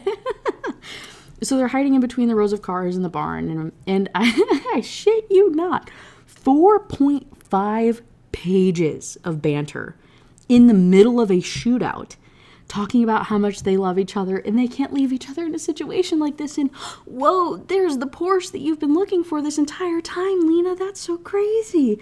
And she says, "Fuck the car, I need you, Nash." And he says, "Shut up, you need to take Nolan to the hospital," because he got shot in this whole shootout thing because there's, again, guns everywhere. He's like, "You need to take Nolan to the hospital." And then he's like, "We'll get married." And so then Knox comes over. Knox has Duncan passed out. Like, he beat the shit out of Duncan. Nolan's bleeding out. And so Lena listens to Nash finally, I guess. They pile into the car. Knox brings Nolan and Duncan and Nikos into the car, and they're all about to drive away. And I just, again, to be clear, 4.5 pages in a high-stakes situation. It was infuriating. So finally, back to the actual action. She's driving off with all of them. Dilton is who's left. Dilton goes to shoot after the car. Nash shoots at him to distract him so they can get away. I said, I'll read you this last part. Because it's relevant, and this is like the height of this book, okay? It says, my contacts are going bad. Okay. "I took aim and fired, sending up a puff of rotting hay inches from him. He fired an answering shot in the direction of the tractor. Dilton. He scrambled around on his knees in the sawdust as I stood up. I stared into the eyes of the man who tried once to take my life, and looking into them, I knew he wouldn't get a second chance. 'You know I gotta kill you now,' he said, gnawing nervously on his gum. 'I knew you tried once. Guess you really did get your memory back, didn't you?' he said, gaining his feet. What I don't get is why. He says, fucking department, I should have been chief. I did more for this goddamn town than you ever did. Then why wait all these years before taking your shot? I took another step closer. He was sweating like my great Aunt Marlene at a 4th of July cookout. I don't fucking know. Stay the hell where you are, he said, holding his gun with both hands. The long, shiny barrel revealed the tremor in his grip. Maybe you didn't think about doing anything until Duncan Hugo came along with put a bug in your ear. What makes you think I didn't put the bug in his ear? Because you never had an original thought in that pea-sized brain of yours. I know none of this originated with you. Dilton's lip curled, lifting his mustache. You really have got no fucking clue. Why don't you enlighten me? He was aiming low, the weight of the gun pulling the barrel down. Shit, you expect me to confess everything right before I put you in the ground? Why not? Tell me how smart you are before you pull that trigger again. I'll tell you as you're bleeding out since I can stick around this time. I was ready for it. I read the twitch and watched his finger pull the trigger in slow motion. There was a click and the stupid, stunned look as Dilton realized he'd already fired his last bullet. That son of a bitch never could keep track of his rounds. That was the most, like... Have you ever watched Archer? It's such a good show, but Archer, he keeps track of people's bullets. It's like an ongoing, like, joke throughout the show, and so that's all I could think of when they said that. It's so cheesy. So Dilton tries to shoot him. He can't shoot him. There's this tension. The son of a bitch never could keep track of his rounds. A split second later, 3 patches of red bloomed on Dilton's torso. The echo of the 3 rapid gunshots rang out in the cavernous room and inside of my head. Dilton's sweaty face went slack as he looked at me, and then down at the holes on his chest. His lips moved, but no sound came out. The red was spreading when he dropped to his knees and then fell forward on his face. Behind him stood an ashen-faced Wiley Ogden. His hands shook as he put the gun trained on him. As he kept the gun trained on him. He was gonna kill you, Wiley said with a little more... Wiley said in a little more of a... Jesus Christ. He was gonna kill you, Wiley said in little more than a whisper. He was out of bullets, I said. I don't know if he heard me because he was staring down at Dilton like he was afraid the man was going to get back up. I remembered then.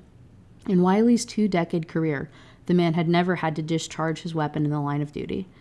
Put the gun down, Wiley. We're all friends here, I said, moving toward him slowly. He was going to do it, he said again. I heard the sirens, the long, urgent whine drawing closer and closer. It's over now, I told him. It's over. It's over, he whispered.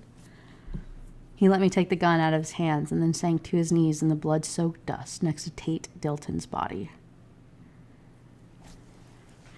And then the book ends when the police get there. Yeah. The book, police get there, there's the ambulance, everybody's getting patched up and getting tended to, and everyone's fine, and Nash and Lena are talking about getting married. Literally the exact same plot, literally the exact same ending as the last book. My next note, I have a section for the epilogue, and I said, bro, I still got a whole other book to go through. I don't give a fuck about this. But they go to Knox and Naomi's wedding. Their dad makes it, which is so sweet. Lena leaves her job to work for Lucian, and it's semi-remote and research-based, so she can, like, stay home and have the best of all of the worlds. And then also, I don't think I ever said it, but Lucian offered a job to Nolan so that Nolan could leave the FBI and try and win his wife back, have like a stable career and be home and stuff, if he would not ever see Sloane again, right? It's relevant in the 3rd book. So there you go. That's book number 2. I'm going to get to book number 3, and we're going to try and, again, knock this out tonight. It's only 6:30, so I think I can do this. This book, it was boring. There was nothing really too stand out about it. Nash is cute. There was some good parts to it, but it felt so repetitive. It felt so repetitive to the first book that it was very, very frustrating. But overall, he was a lot less of a douchebag than Knox was, so that's cool. But he was also a lot more, I don't know, like I said, the mental health representation in this book was really weird for me. With the whole, like, you go on one date with a woman or you sleep with a woman one time and your entire life is better. Like, that's not very cool. You didn't really do anything to, like, actually maintain healthy mental health, and putting that type of pressure on somebody in a relationship is not very cool or healthy. Wasn't a fan of that. Wasn't a fan of the random child with autism and the random discussion of, like, police brutality against people of color. That felt kind of weird and out of place. You know, solid 2 for this book. Solid 2. I'll see you in like 5 minutes for the next one.